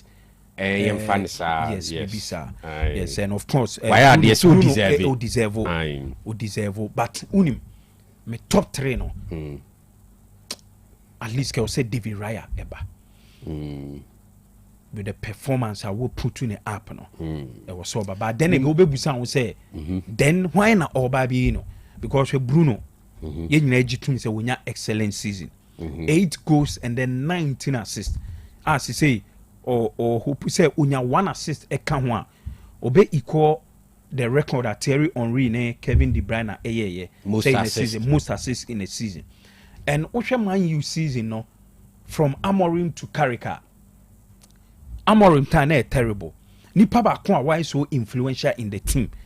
Bruno Fernandes into an individual level and the club contribution no doubt about that.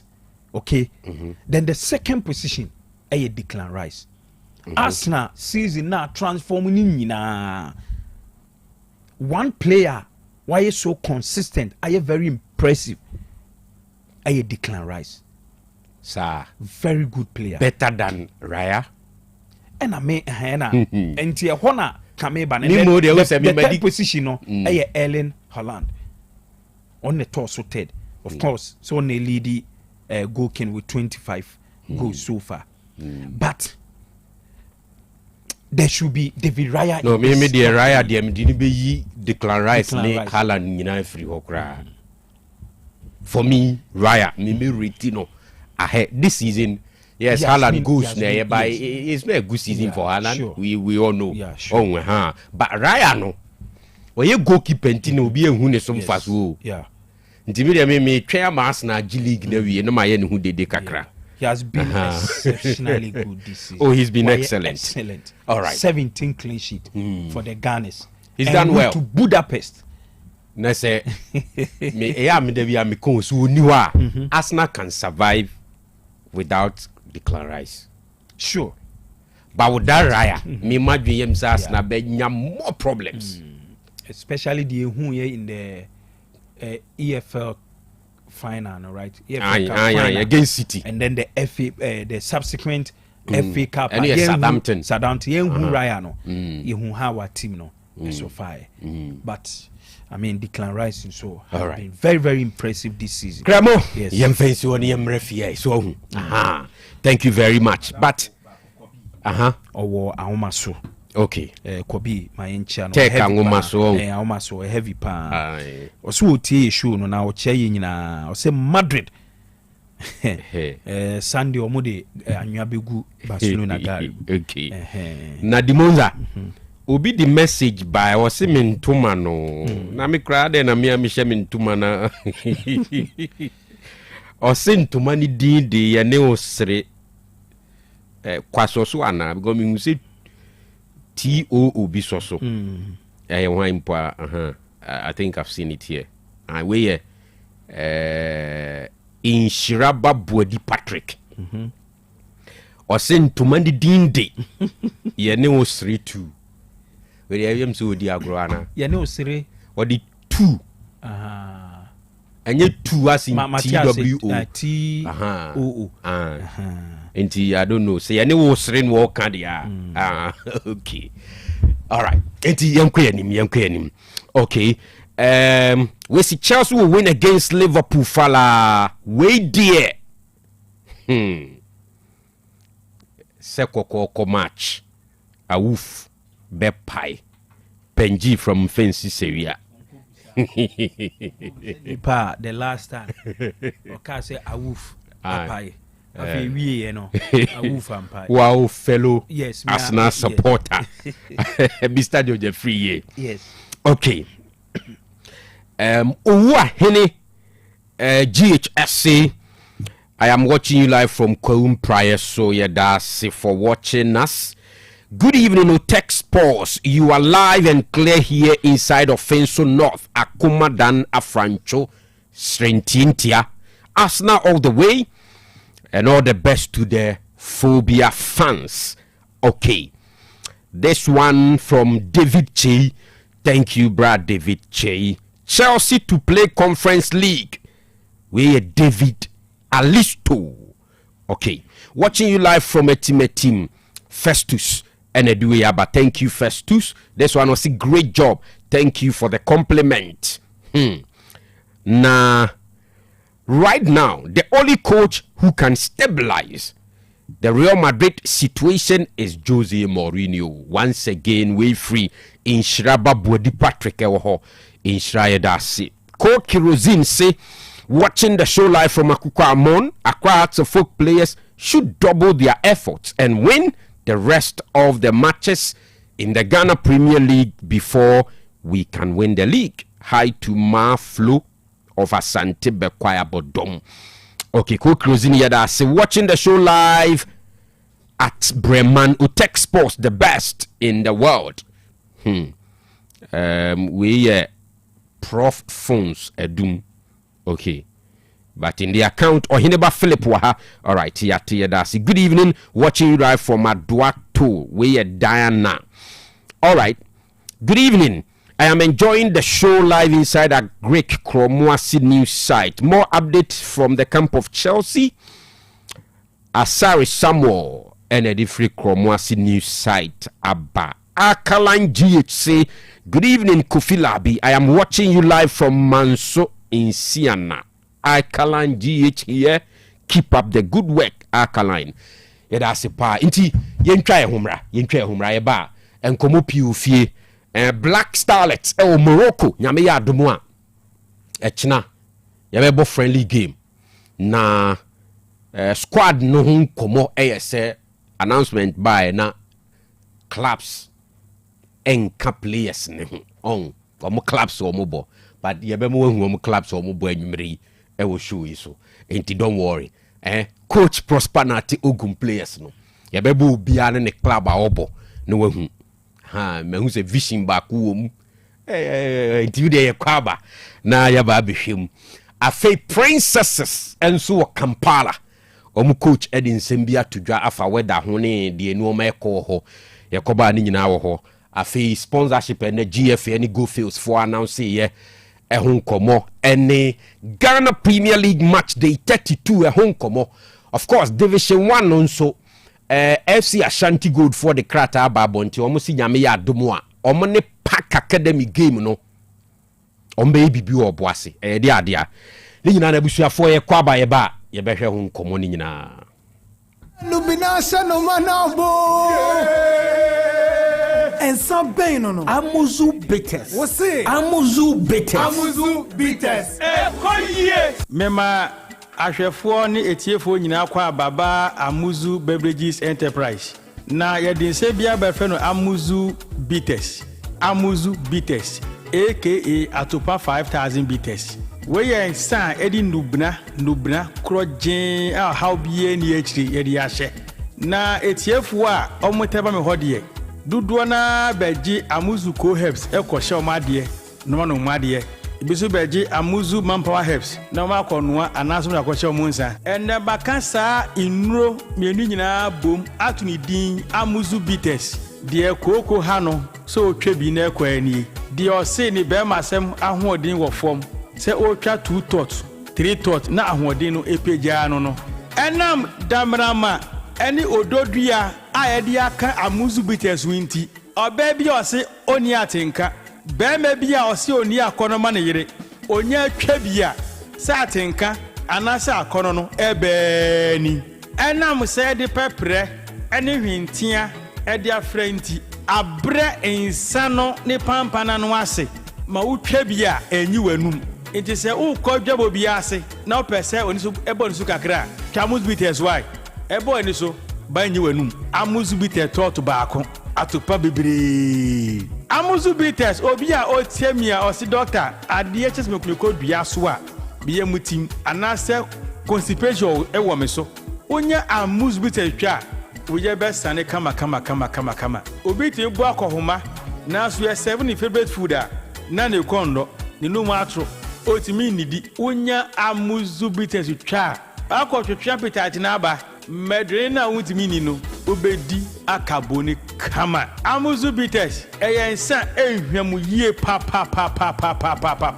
enam sɛ nnua na yɛde afrɛ ma hoɔden nti onomu a tipa bia ni akyire sɛ metwa amuzu bitters ɛkyɛ manya hangover bibia sɛ ni hɔ sɛ manom amuzu bitters ma ade akyi hunam yɛ me ya daabi nnua na yɛde ahyɛn sɛ ne nnua ɛma nipa hoɔdene ma insechi how setipaye uhubi insaburechi how se memuai ha menya hangover no mi hubi we ya insa miya meka kudro so a minu akudro so a minu nwa how biye ni achire de otie mi a onu bitters biye mu a no dan won se na twa amuzu bitters na yede beba oba bi otie mi a owo menstrual pains obuni se obre pa no onom amuzu bitters mesebo so meso a beka fitire kama insan ya meka ho asem ehu nya dene ne bo so nya dene se dodo pa na opetu dia no aba santase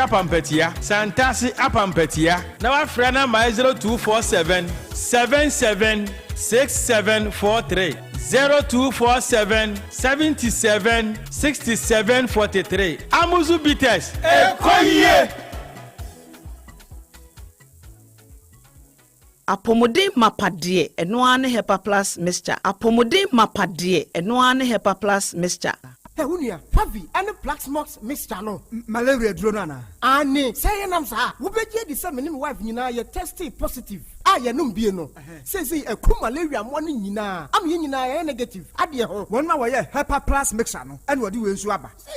I was our immune system, a strong debia, anti Pavi, a support to immune system, no. Not Plus Smokes, no, so to malaria, no good. Malaria symptoms, at a say, a tipaye, I fear, 1 more tour, and 1 meranomsa. Achakura 4 days, not Pavi, and the Plus Smokes Mixture, 1 nominal, and 2 malaria, and Asakura. And yes, I dear doctor. For 0542 778572 and 0542 807907. My dear Drunedi Pa Pavi Plasmox and Hepa Plus Nina. A painful about or more manufo and Quadawi in Fiadu Nunca or pharmacists and her bashop. FDA aje Jaden Kratwayatu. Hey, Opani, Mashusha watch. Sir, perfect series books here. Oh, mamma, go to be mamma, mano. Oh, Jajai, Abua Wamo say what making kind kama. What cabrofo. Wow. Nankunta walk ready. A Jajai. Wonderful. Miss Ghana for GIJ perfect series. At 2 more dear. Jai, no dear name D4 and a chair woman Pia. Our crutch, nursery, any KG, books PAB, and our science, creative arts, maths, RME, history, coloring, computing. OWAP, Nina, a free basic 1, equally basic 6, English, a free basic 1, equally junior high school, near Band combined store, or Nina B, English, nom, and maths, nom, me say, books to be anywhere, perfect series, NB, Nagias, and Naka, and some were prover, into a batter Pian Kotobi Maneba. Hey, and I saw right here, so could be crabbe to me, I could chew a cotton, how many students who now, and no crowd, what tape one to say, she almost has a mock exams, terminal exams, and a midterm exams at the master kuswa e here wamomua e tufo nkwa putuoja station hwa enkran dan so mine first stop any omamu ba bia ye tonto books bia for 0243 299938 and 0540 755 465 perfect series. Your worst future is secured.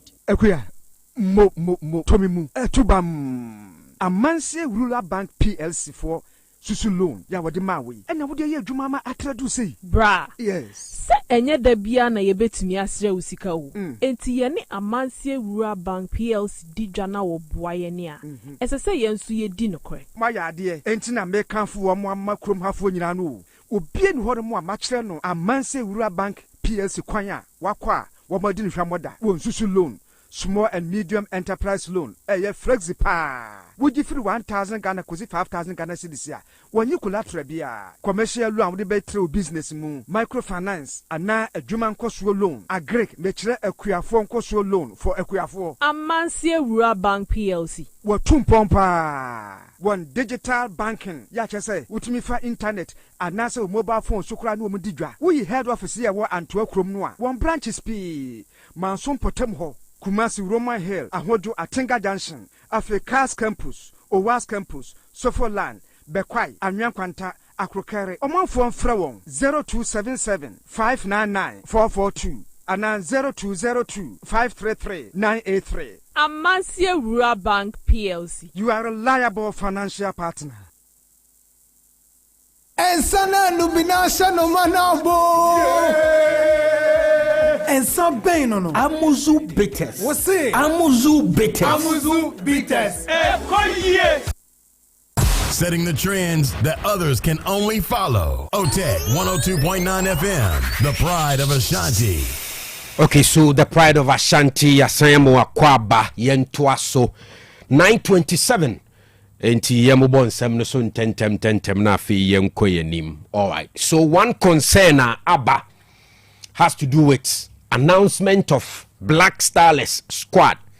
The Kobo under 17 Cup of Nations 2026 in Morocco.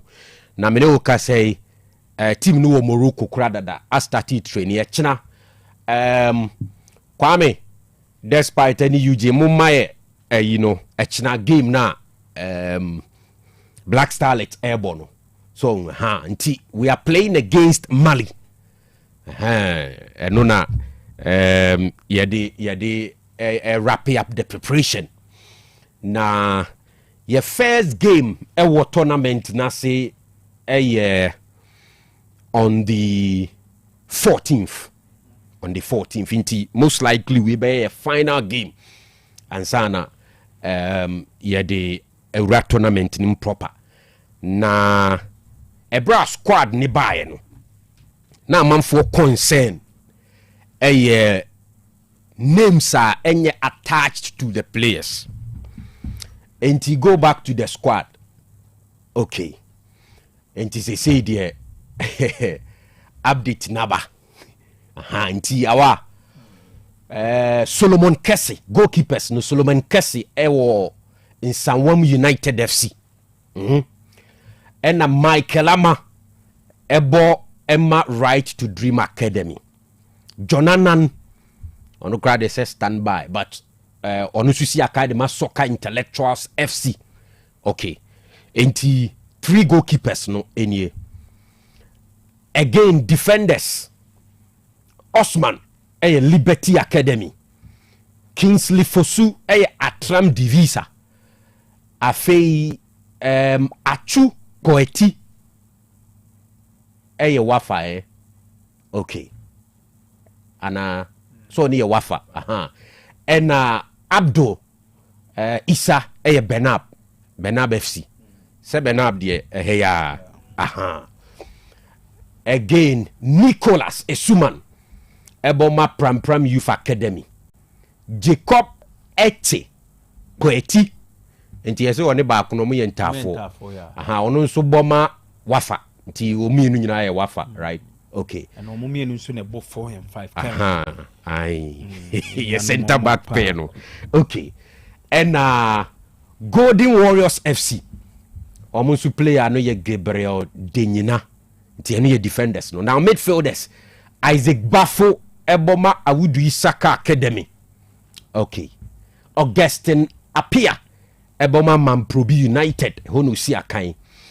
And Michael Auli Eboma Siano FC wafa esan another player wa ha Michael Nyantechi ena Ebony FC omu player ye Eric Edujemfi ena Mark Kagawa Mensa eboma Golden Boys FC. Okay, all right. Our Ebony or division say Ebony division 1. Division 1. Yeah. Okay, all right. Into forwards, so there is Makabuaje Oboma Pukuasi Future Stars, Latif Abdo Eboma Gaz Noble. Okay, and Joseph Nabi Benab into Benab Benya say 2-1. Okay, and Clemente J Accra Elite Academy. Kwame Mumpushi Nkosro kakra na me the last one. So you Mumpushi Nkokakra. Mumpushi Nkosro na ye hu ase hono. David Ofori Vision FC Vision ni na me kanini. David Ofori. David is here. All right. And these are the players and your more respective clubs.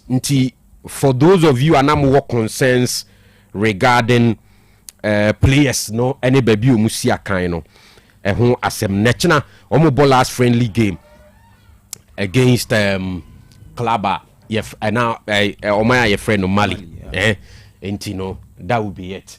Na from the Black Starlets Yanko Princesses fa Eugene ye Princesses coach no quickly Ura Charles Mensah echna ye wawe Kampala ye bo 2-1 wofie ena ye di 2-1 no eko the reverse fixture ye kopek qualification we ye under 20 women's World Cup qualifiers.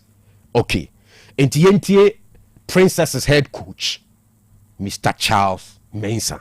All right. Oh, it's been invited. The weather has been almost like in Ghana. I was expecting weather that maybe you have difficulty in breathing. I've not experienced it yet. I was told of altitude issues. So I hope it stays like okay. this. Because Charles Mensah, a coach for the Black Princesses of Ghana. Onono Edianono. But Dr. Prosper Nate Ogum and Zwakasa Ewo Morocco about the Black Starlets and the preparations. Okay, Yenti coach Ogum Rasis, yeah. I mean, the intensity of the training, the enthusiasm within the training obvious that was so obvious that it gives much indication to the fact we are ready for that. We are ready. It was good. Their movement with and without the ball were very good, and I think we're very good. And it's a good motivation. It's a good motivation technical staff to us. All right. Thank you very much, Dr. Prosper Nate Ogum. He's the head coach for the Black Starlets of Ghana. In Tichina, we have a game. Okay. So that's it. Bompire my Black Starlets. Ya pese de under 17 no echo back to the glory days near Hawa enoma ebesiako for us as a country. Okay. So Black Stars there. I think the news today about Black Stars sponsorship Kremo ebaye no. So but one thing I was your money here clear and said the sponsorship is not only for the Black Stars. Until a go fails, and I announce so together with the GFA and normal announce $5 million contract for a period of 2 years. Now this sponsorship deal, no, a year for the Black Stars, Black Queens, Black Challenge, and the Women's Premier League. From next season, Women's Premier League ni benya bibi kakra in addition to the Malta Guinness there no. Tinete se man ho no susikani mu bibi ban kakra. So we already omo hon there. What we say FNTria omuka o. Emano. FNTria na from we me fancy from mini say you be can mini okay from Aban say two omo nyina salary so two omo kapa nye easy yes na say na no bi na binum si yesusu The big pigeon kakradia. Okay, indeed. We'll try and make sure, say, Yebina, the GFA president, Nenkoma, dear about the sponsorship deal. But before, say, Enobebano, Yanko back to the Ghana Premier League. I announced fixtures, no match day 32, any referees, but one game, I want basem in terms of officiating, and our referees, young apostles, any nations FC. Yen sense to be him say just like I announce a referee Juliet Apia and a Sunday Oko Wenchi a ginem a center referee and Ali Timu Aba a line 1 on Sunday na Al Hassan Halilu a line 2 Robert Museye fourth referee na match commissioner Abdul Razak na Wenchi for young apostles almost raise issues about the referees. Enti Kwame despite Monfa Krata into Facebook no so ne YouTube na man for me exactly concerns young apostles for a raise ewa na almost say request for change of match official match day 32 GPL fixture versus Nations FC. Enti enie tim say o match ron kama to the General Secretary, Ghana Football Association, Accra, Ghana. Dear sir, request for change of match officials. And we a match official. Match day 32, Ghana Premier League fixture versus Nations FC.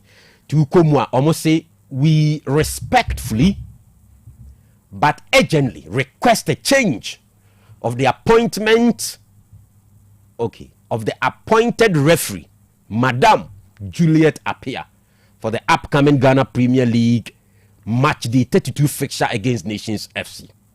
Our request stems from genuine concerns regarding the same officials' recent handling of our match day 29 match against Swedru All Blacks.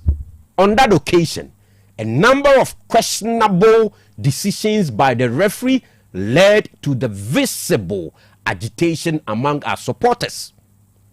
While we are grateful that the safety officers were able to curtail the situation without escalation, the atmosphere was unnecessarily tense. And we believe the standard of officiating contributed materially to that risk. We are also mindful that Madam Apia is based in the Ashanti region. Given that our opponent on match day 32, Nations FC, is also an Ashanti region-based club, we fear that her continued appointment for this particular fixture may, however, unintended fuel further perceptions of bias or spark renewed agitation from fans. This is not an accusation of impropriety against the referee, but a practical observation about the match atmosphere and spectator management. Okay, so I think that reason there, reading about Diakano, for the sake of time.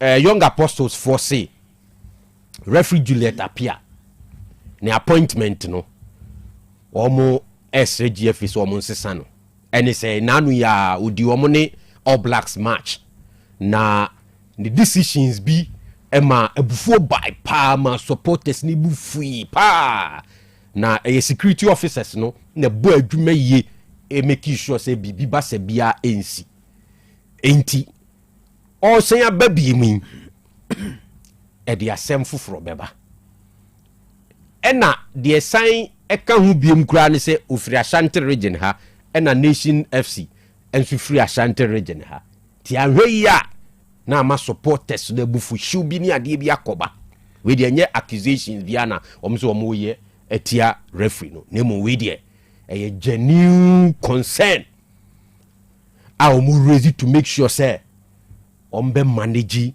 fans no on omu agitations omu bufuo ne sa ade no se ne be enkofa asem biama into we ye de young apostles for ek eto asum anase sen FBT no masesa referee Juliet Apia we de omse center referee ni nkwanti omo maka ne de nti yenim se GFA besesa na the game is on Sunday nti bia na bibia timiaba okay Eugene is that so ene yentie Hamza Nwie on yentie Hamza Nwie Kotokonso match day 32 of Abaya Stadium on Sunday ebebo against 11 Wonders. Hamza Obeng and a coach in charge of Kotoko CCA Wakasaka Kradi Afa game no. Coach, welcome. Thank you, sir. It's match day 82 and we host 11 Wonders, a side that is already relegated according to their points. Coming back from a 2-0 defeat, how do you get yourself back in shape for this game? Well, I think we decided to take everything aside and then concentrate much on this game. It's a difficult game. We respect them a lot. Although they are not in good position, but when you are playing such clubs, you need to be very careful. So we are working on all angles, especially our defensive area and also our attacking area. That is whereby with attacking points, we need to work on our scoring, also our build-up play, and the defending we need to disturb the opponents when they are also doing their build-up and also destabilize their organization at the back so that we can get the opportunity to put the ball at the back of their nets. Okay, Hamza Obeng, say omo ya attack ni ho adwuma se na bi on betimi a share at the same time omo he say defense ni so be strong enough se na be ya opponent no e ba be she Kotokwa omo no betimi a defend so no ma bo ho ban no mo Kotokwa timi a share more goals. It is about defense and the attack. All right, against 11 Wonders. Now Wonders dey say attack ni defense and timi anya adwuma de na de hin bi mu. Okay, yanko back to the Ghana Football Association president and Newabra announcement koso regarding Gofields sponsorship for the GFA. Eko for Black Stars, Black Challenge, the Women's Premier League, and all those national teams. No, GFA president Mr. Edwin Ket Simon Okrakudin Sem Kakratuja Yinti Kakrebini Emra. Is that working closely with KPMG, we will put these resources to a meaningful use. And we will work at keeping the integrity and account for every penny that your company is investing in our strategic football space. Thank you very much. So you can keep it. All right. Sunday yaba ye bit more. But GFA president assurance say won be ye adwuma to make sure say nkuntabuo be ye pepepe na sika bia Gofields for yi the Ghana football mu no o mahu kwan a efe no efa so use no. Okay, that assurance is very important. But on Sunday, we'll have a continuation of that. EBT extended version, no. But your motor insurance with Provident Insurance Company Limited. I say, man, you are covered.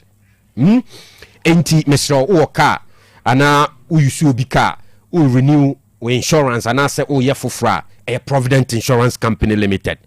Omo ewo office audo piwo ho, e be a comprehensive third-party fire and theft and a third-party motor insurance nkwa enti shanin sosa ankra bia hia Ghana card and we company adwumaku awdo nsoso no uhia o10 na chese o de akoye bibia kama o asante mampon a cooperative na be who Provident for afi Kumasi Nkoko station DVL omo ho Bradaman Sport Patase afi Car Bank opposite ewonhia so and swamin so omo eben decoration omo sanso ewo opposite DVL ewo airport hase ya na de tiane se o asante mampon ase de mbi kakai no cooperative funds we be who Provident Insurance Company Limited from number CC na your motor insurance ne wo ho 0200234806 and 0501409087 and 0547425971 Provident Insurance Company Limited say man you are covered. Digwa abapa shopping mall. Provisions na ope mattress, ope washing machines and air conditioners, we hear mobile phones, laptops, any woman who do be a upibiano. Maybe ane border for my papa no abapa shopping mall. Enti fa o app o phone sisia nako app store na play store type abapa shopping mall na download app ne to phone so. And once you hear internet, unya ya na wa order the opibia within 24 hours no maba. Di no mana bra wa bra untua hwe enso. Enti sene nso sa. Afi website nso www.abapamall.com. Ena omo shop ankasa nso tafo my 3 ebeng Saka Park.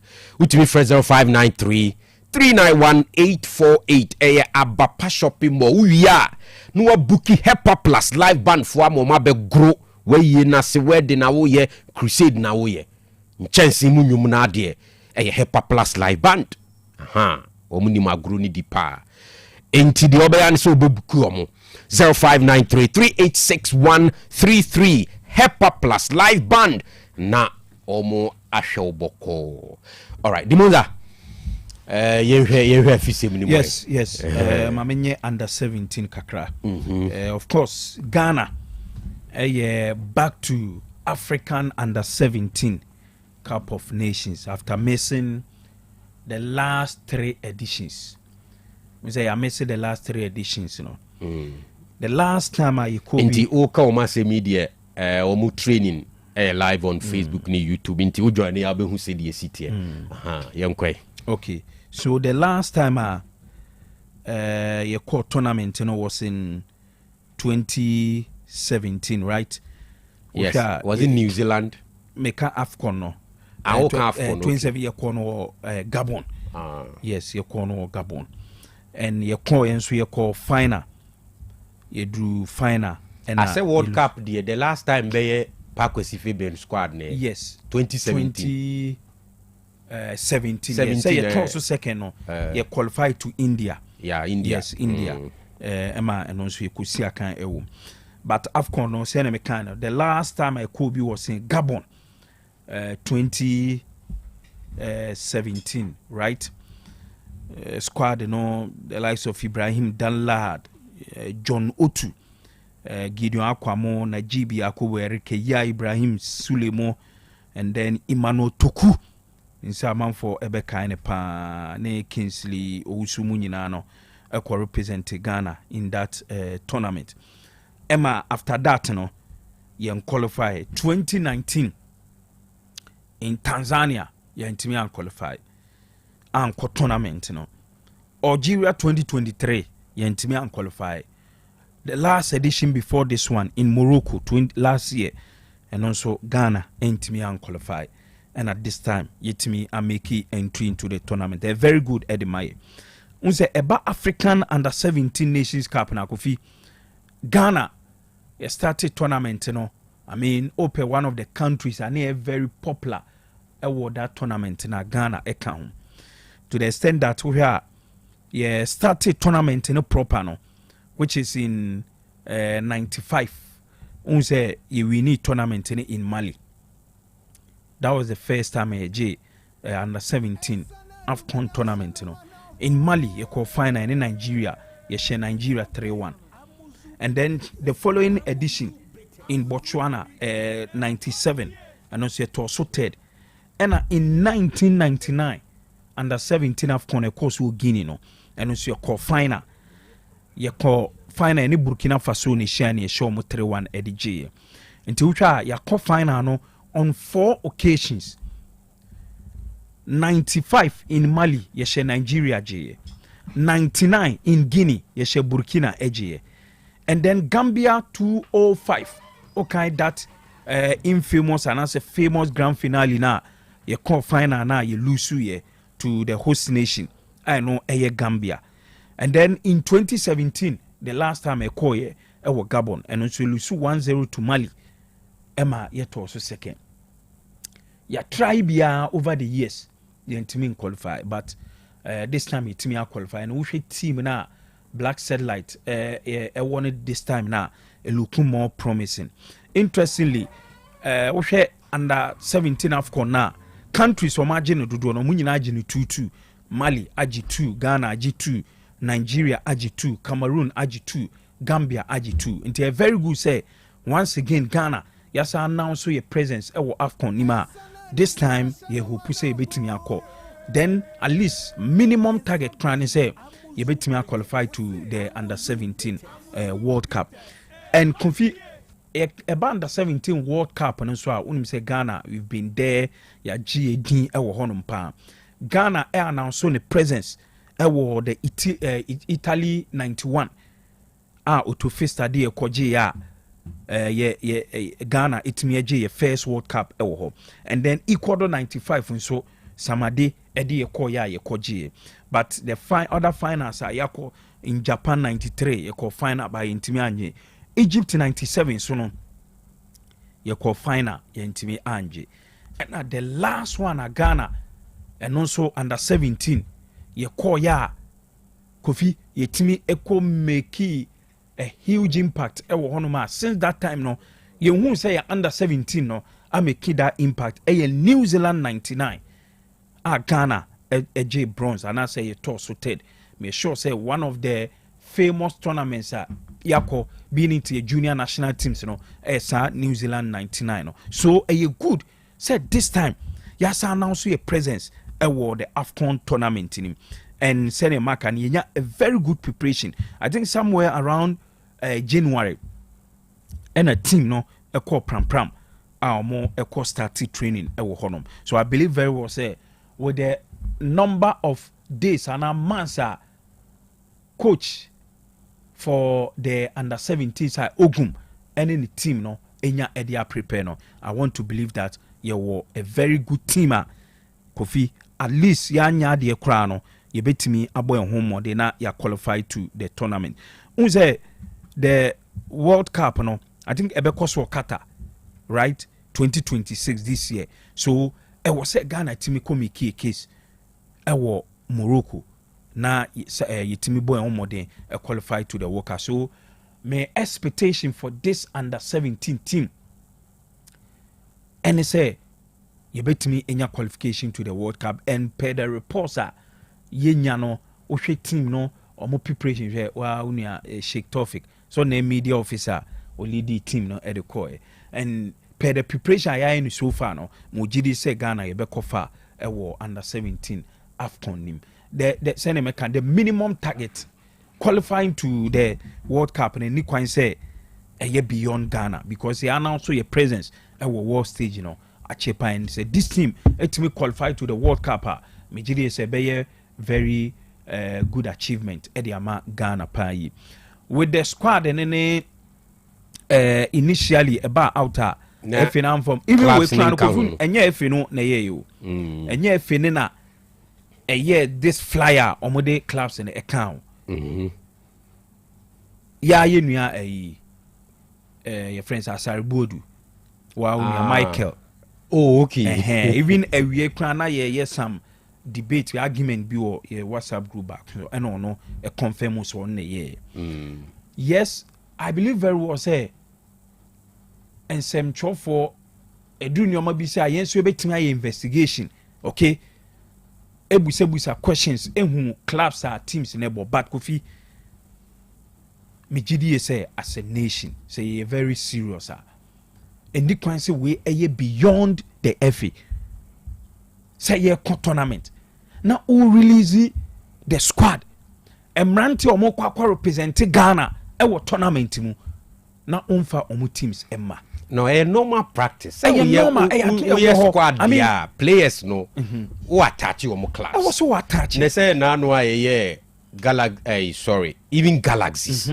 galaxies there Casimiro Kiros Kohibi and even the latest Black Stars call up say clubs attached to it jadi bi wani kwa say simo bi kura ko resolution meaning the entire of late Ket administration no ye ko junior national teams are issues about omo clubs I dey be attach omo din no ho no etimi erezi controversies bi o kan say under 20 bi so ye ko tournament bi sa ye kodru tournament no later kra ansana I say enye Desmond very good. You know Muska won't say clubs in count. I mean how? And I'm a kokaya ebi say as journalist, yes, we bet me dig up. And I make us main journalist may but ordinary ordinary Ghanaian crowd. A Ghanaian or your taxpayer. You name say national teams, you know, Ghana they are more represent, you know. At least FA publish names now why simple why this defense no buy one is this reason say some trophy also can go and dig a man for your colleague journalists or more you closer to Kate administration and no yes say maybe your program and a squad aba very good say omo clubs and you attached to the squad now. Who as a journalist, you have a duty to find out find a way, but say your announcement now. It is a normal practice. Me friend Dimonza or ye Juma will take very good. Me friend Asaribuedu or ye Juma was sporty. Me friend Kanu or ye Juma will take. Me friend Scandi or ye Juma will take. I mean, normal. We the obide a clubs are. Unse nyina akoba say it got to a time, okay, especially Kate administration. Anytime I buy national team color biano, there's a pattern. There's a particular teams among for AGD say you're from Kofi, so mo ya there.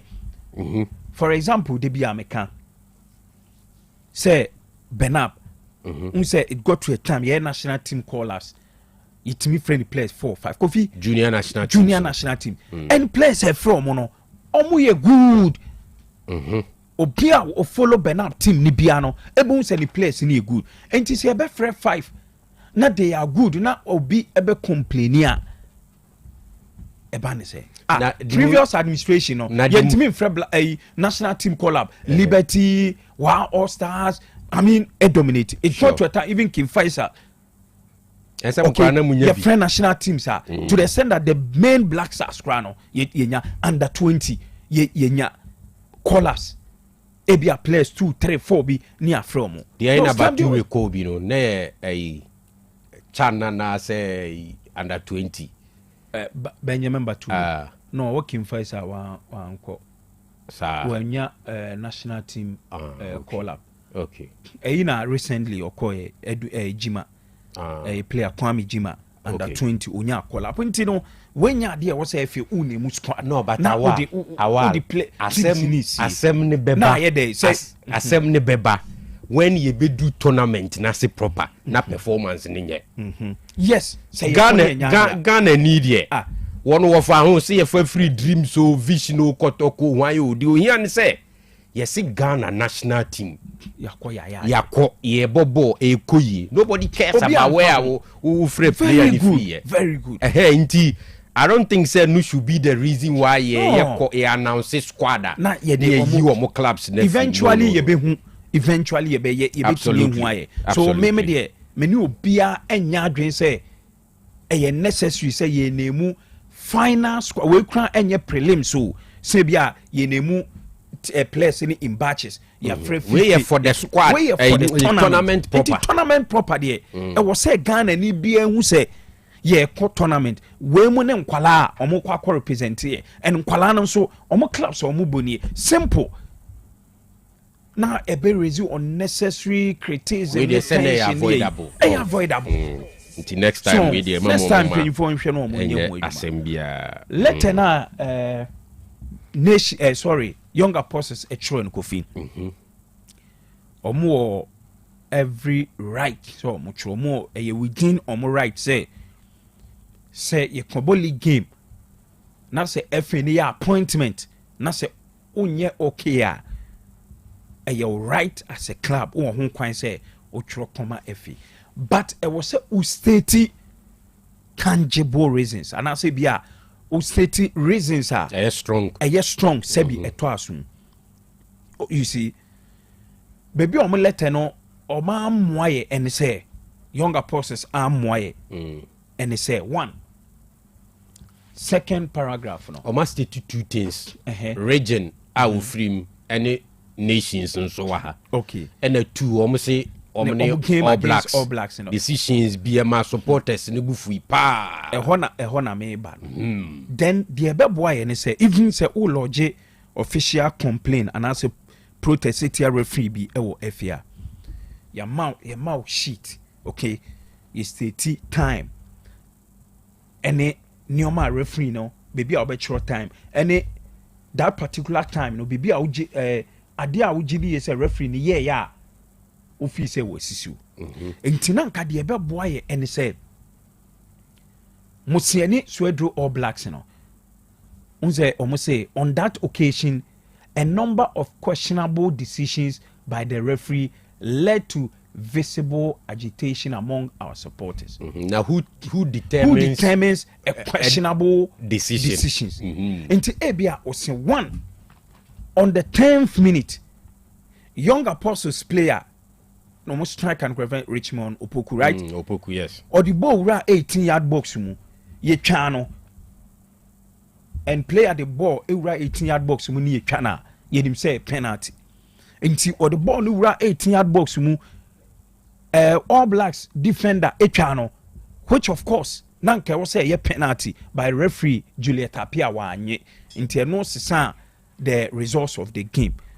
O see ABR number 2 on this particular time referee Juliet Apia example say be a dubious foul be and a decision be edema All Blacks nanka one maye those questionable decisions, you know. Na Kofi nyina ye hwebo kra even the just and the Champions League semi-final. Bayern there no. Both Bayern and even Arsenal ne Atletico Madrid second leg, you know. Ye who decisions are even me no kra na ye hwe TV na ye replay ahwe VAR ahwe we no.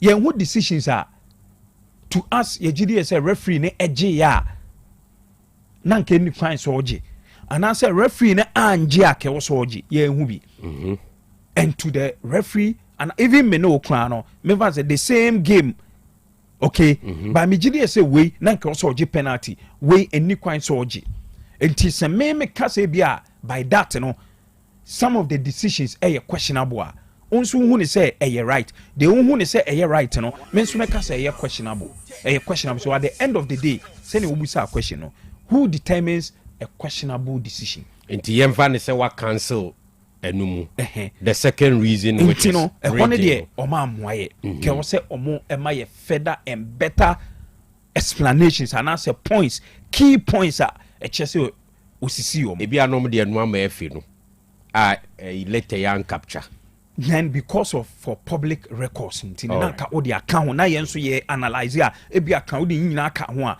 me analyze me hwe those questionable here can make be amount. Into first point and strong enough. Second point, same region with Nations FC. Me personally, Juliet ko Kumasi based. Yes, we Kumasi based. Na Nations based where he. Abrankesi based. Me personally, Kofi. Yeah, me nye comfort. Abrankesi dey say ni Kumasi anisa. Me nye comfort. Even say referee crown, me a referee. Me nye comfortable say. Team B, any team B kobo. Na me busy in Kumasi. Team no e busy in Ashanti region. Na me so me busy in Ashanti region. Yes, me nkodi ni game. It is even possible can say Juliet onimo bia wo nations obia nim no oni omo like said the American notice because team no abrankese e no wa ha. E possible say oni omo any direct or indirect relationship, but a fact say nations e wa Ashanti region, Juliet e wa Ashanti region, me ka and yet mra bia e stop sa de and yet just regional yem van say nka Juliet water pasete pa Ashanti region very and the nations e wa brankese a I don't think Senka young apostles be resist issue. But Kumasi ni abrankesi. Ah, yini kra say omo running nations no. Omu dodoona based in Kumasi. It is second point a strong. You know, even in law, any in Subia said the make cannot say officiating. Yes, referee, free. Aha. Inti on team could do it. But you instances be bra. Kotokone has kobo Accra. Niama Accra based referee di. Kotokone has bebu Kumasi. Yama Accra referee. The main time we Yabema Kumasi. Even the same say Juliet Credit Kotokone has Accra. Aye. The American democracy cap no. Enti enye emra bi aniwa stop sadie no. But we moral on moral grounds. And say young apostles omo request there be emra mu de omo enhodu bibia o. But me a referee kra enye me de say team from Ashanti na me nso me free Ashanti na me kodi omu game. Sebi me nipa. In a situation bi ebetimi assembly. Me I am but the Juliet I know. How I know so you're very professional in the work, you know. Me sure say because of nations no so you know. Of course, obe the league table no. Obe how our game no very important. And say no me can say for me the most crucial game of this week, you know, is how much, you know. Obi here points. Obi here points, you know, desperately. Obi are desperate but for the points. If wants to say Juliet, and I be a bad precedent because look, near young apostles for only the way or more say. You were Ghana. Yeah. For security reasons. You were Ghana. What I say? Na Juliet Bekwa could drew when she baby, you know. Say security crash or more monsa. Yeah, sure monsa. But and the minimum say, yeah, you can't want me nyefi. Eh, untimi nyefi Kofi. Munto was you. We a clubber, unso obehe. Okay. Is that how many matches? Yeah, who say yeah, no. I can't how many matches? I can't 3, right? From 3 matches. I can't 3. Imagine say young apostles wabo uni nations in pacho we de assembly eka ye nyina ye mompa ese bibibesi na bibibesi yes nations o last home game no ko bonu baby wabo kana we nya young apostles sorry young apostles na o last game na no so ye crucial o bo akem no yes uko enti menye sure so obi be there say obey anything on tour but club na kan we free club ni ho we statement we kra no ebetimi I the insight supporters even say Juliet enya a very good day na oje ball bi ana say BBC yemfa say nations FC enya genuine penalty very be about 88 minutes 87 minutes baby ye be wie nations enya correct penalty genuine penalty no the Juliet I know a genuine and correct no matter the time no obeji okojiwia nkofui can we trust already omo insight supporters in that intino menim there's a president this season has vision what kind asama me kan ha no what kind me quote on that day kai me kakre me catch or say per me experience ma follow Ghana Premier League, you know, as a journalist any your friends as a club official no Kofi so protesting near changing no game near ma Kofi say be Kofi na mbedi game na now so no matter where you are will be ano penema Kofi mbedi so ka say Kofi na power ye Kofi ya kofa kanu ana scandia bedi say dey one also Kofi ene ye de foforo aba and no crowd beto no on that day and no san ye bo game ni wi a uni bibia aka all right I'm only hoping say whether say F no ebesa Juliet and I say on sesana no makacho the Juliet I know how professional oye in her job no menye sure say ebenya any effect on her on the game but yen twenhwe se bia F ebesa yemfa de aka ni nkoshe Sunday so but don't forget say May 9th activities no so as you as usual Ora Herbert Mensah and LED nti echna walk But so be we wo Central Mosque. Nse ne empire boko so. 25 years ni. Na I was just trying to go through has and kotoko handles no whether me hu bibia. Media man share there hu bibia or both clubs na be a chena umbe bibi. I don't know there. Henti Echena mark 25 years since start to yerenchem the to Ghana football.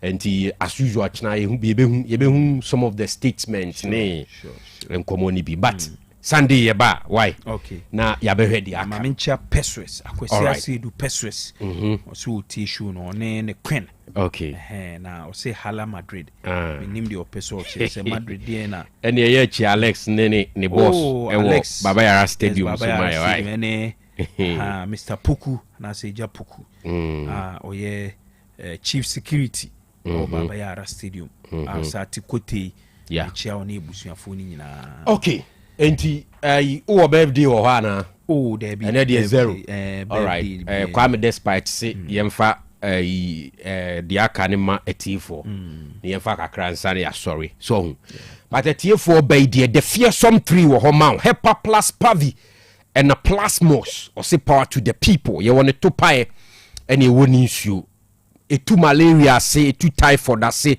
honam to 2 diabetes hypertension ni nyina be ye ho adwuma for general well-being ti de bia nom bi na mo ho ban free nyare wa hoduo nyina ho we free Ebenage Herbal Production and Consult as the fearsome 3 enti baby e to aduro bia ben wo kwa na wabisa na waje wo de kama so hu ne mo nkomo wa kira Fred Dr. Eben 0542778572 and 0542807907 Hepa plus Pavi and a plasmos no all right afi yen call lines ni so 0505225578 and 0505224944 okay hello good evening Governor. Hey, Honorable Sheshelani. Good evening. Now, who are there? I think that instead now me you may to yes you man we send one corner this. And yes, one corner na fire and crown so ma antenna na my why. Antenna Kenya will not be to have a no. Okay, all right. They would hear by to say no watch out some car. Now Governor, the with the person can say, if you know, my bosses or my idea. I also come da hope as all bo my basu fe bibia ho abet me abo. There's the second one we can go near the other source na ye fe. Oh okay, ye mo afi abaso mfa de ho adaroma. Squad move boy. Okay. Yeah, who be no about. He said, what you didn't say.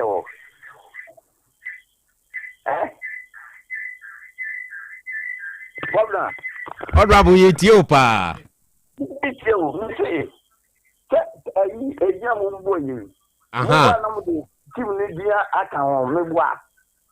Aye. Okay, better start that day. So where you place no be come with this him. And when you say na ye. The say under 17 the o man fan kan win. Oh, Governor said my dear. Send much no for banana boa. Why mo? And I say you omukwa ina na tournament no mukọ. Omu Morocco chese omu mebium tournament na your first match your 14th. Nti for us na squad no ba. Ebi kwa na bia na omu kwa ya mu bo friend match nyum na beko. David squad na ni squad na aba no. Omu de ba yemo ma baso. Yemo ma baso pa. Ena bia na mu ke bibi say no yitu omu ka bosome. Na ministry na ye mi de mi fi say ministry na ye ese na che Ghana football so di bia mi omo na de be kwa ma ministry no na ministry na ye ntino once we the boy say na ba so say omo she ema no say ti omo ka internet no so me bo ma ba so pa omo ya de and the dim no waza where ye one kese de makotoko players no omo mbeke mu afumi and abodo no ma ba say next year omo pool Ghana League no omo beji asaje ife na ka ho and ye munye pepe ni yi say next year ye share omo yi yo ya tie da se pa ono aboshishla maminti obi nso ahabina yenkwe hello Abanton Monya Wanda Governor. Hey, original Nigeria. Na uko share hini yete unkache. Ah, okay. Anumentu ubuada. Bema so de nya wo se ya bra. Baby apel de be fu be ka soko. O de me jire no. Eno anu no. Ma mentia phobia supporters na menya sesila. Oba na nka me like dey bi bon ho ase de timu ya body see ma men ko na under 17 de beti ya e be sem pani for di mo hia bi o fa mom na abda e be sem man team no ito do mo o ya de kwa che Ghana Black team e di mo bi no bi o me hia o team ko na se bi o mo sanka ti e be sre e pani for man bre o bo bon so na mo ko mo fe che ko to ti ana me bua de governor Honorable ETY. My bomb boy, it was a more for Jacob to go to an animal. Now, if I try down, that legal able to go to Mom that say. Governor. Hey, original Nigeria. Everyone said, you guys are antics. Me by wiki, and I'm a Hessian League, ABR. Sabi has a folk that say, Kotokoda, Namushiti, Baba, baby, Kotokodano. Maybe I get me to tell me sure. Did I maybe doesn't by Tom that I leave Okay. So Governor. Maybe I talk you know that say Kotoko position na open on. Wadaruma, minimum job at you and maybe Wadaruma. Okay. And yeah, Mamenka Kotoko position in Trewe. Kotoko Sisia, hey, Omako Etrio. Okay, Kotoko Beba basis, baby, Ho United points never come. Now the Oma Bobby and now Bobby, we are empty. Governor, with us what me that say so United dey say unen wo match a umo the man anti faka ho prekukra. Hello. Oh, Mr. Kofi Larbi, the governor, aka Niamani. Benji from Fancy Sevilla. Yeah. I'm about to say let them mobile juma. Since you go sports the number say the kui kama la papa Kotoko dia ho mo ya points pa free payable money yo when the ni na kan bi na asefo pa dia no de on tuno sukra na you ze ogino wa won ti ase ukun pa di ukun bo won ti ni se isa wi kwado ogino wa won ti ase ze obia ho di ukun so ka den ka on carry na uti bi share ne ka di na bai ne ka uti left for so ya tum kam so a it is there to grow from the and that would be in there to make my asset. Illegal the 10 down in the division. So, Kuna, you know, I want to ask you, whom will you say? I really appreciate. Oh, Tim the Quen by all this name, Nakotokodia. Say a book and a chance to test to see the roof of Tiny Food. Say they say something coming in the face, so that's the Arabiana. With the next movie, see this out. Say, I just said the voting comes so they are part of it with it. A song behind the camera. Thank you, Benji. Next one. Hello, good evening. Hello, good evening. The governor. Hey, madam, now what to say?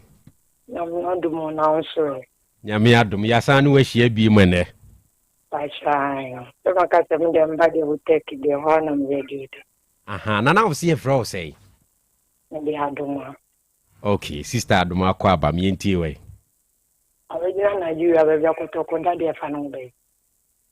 Na say on kan ni team wasi. Yam pesa de na ho ye na de. Okoso Kotoko Honda yana. The governor no command sense. No me had much a lunch time live up here. The governor saw a Chelsea fan. More balance with there. I knew. Okay. Some Pepper Champions League slots.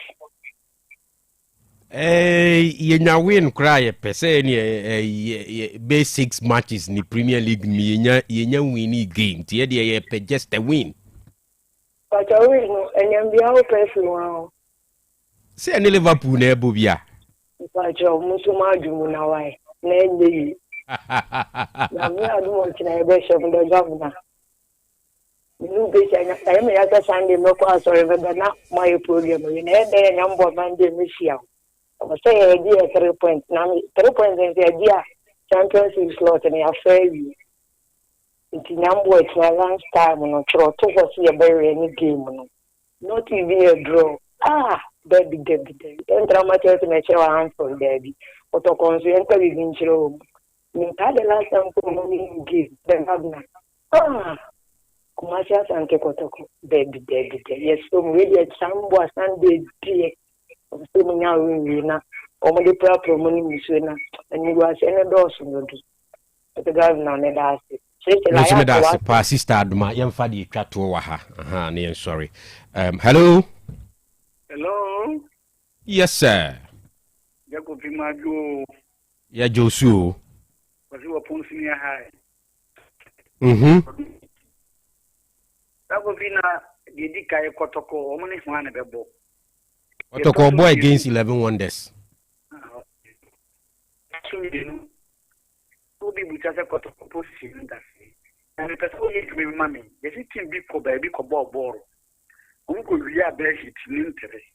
It will go to me as if mammy says, what that woman. A Tim Benya, Ghana Tim Benya.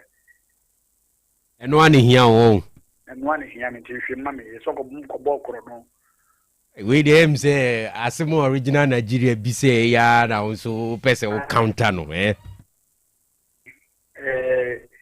ye to bobo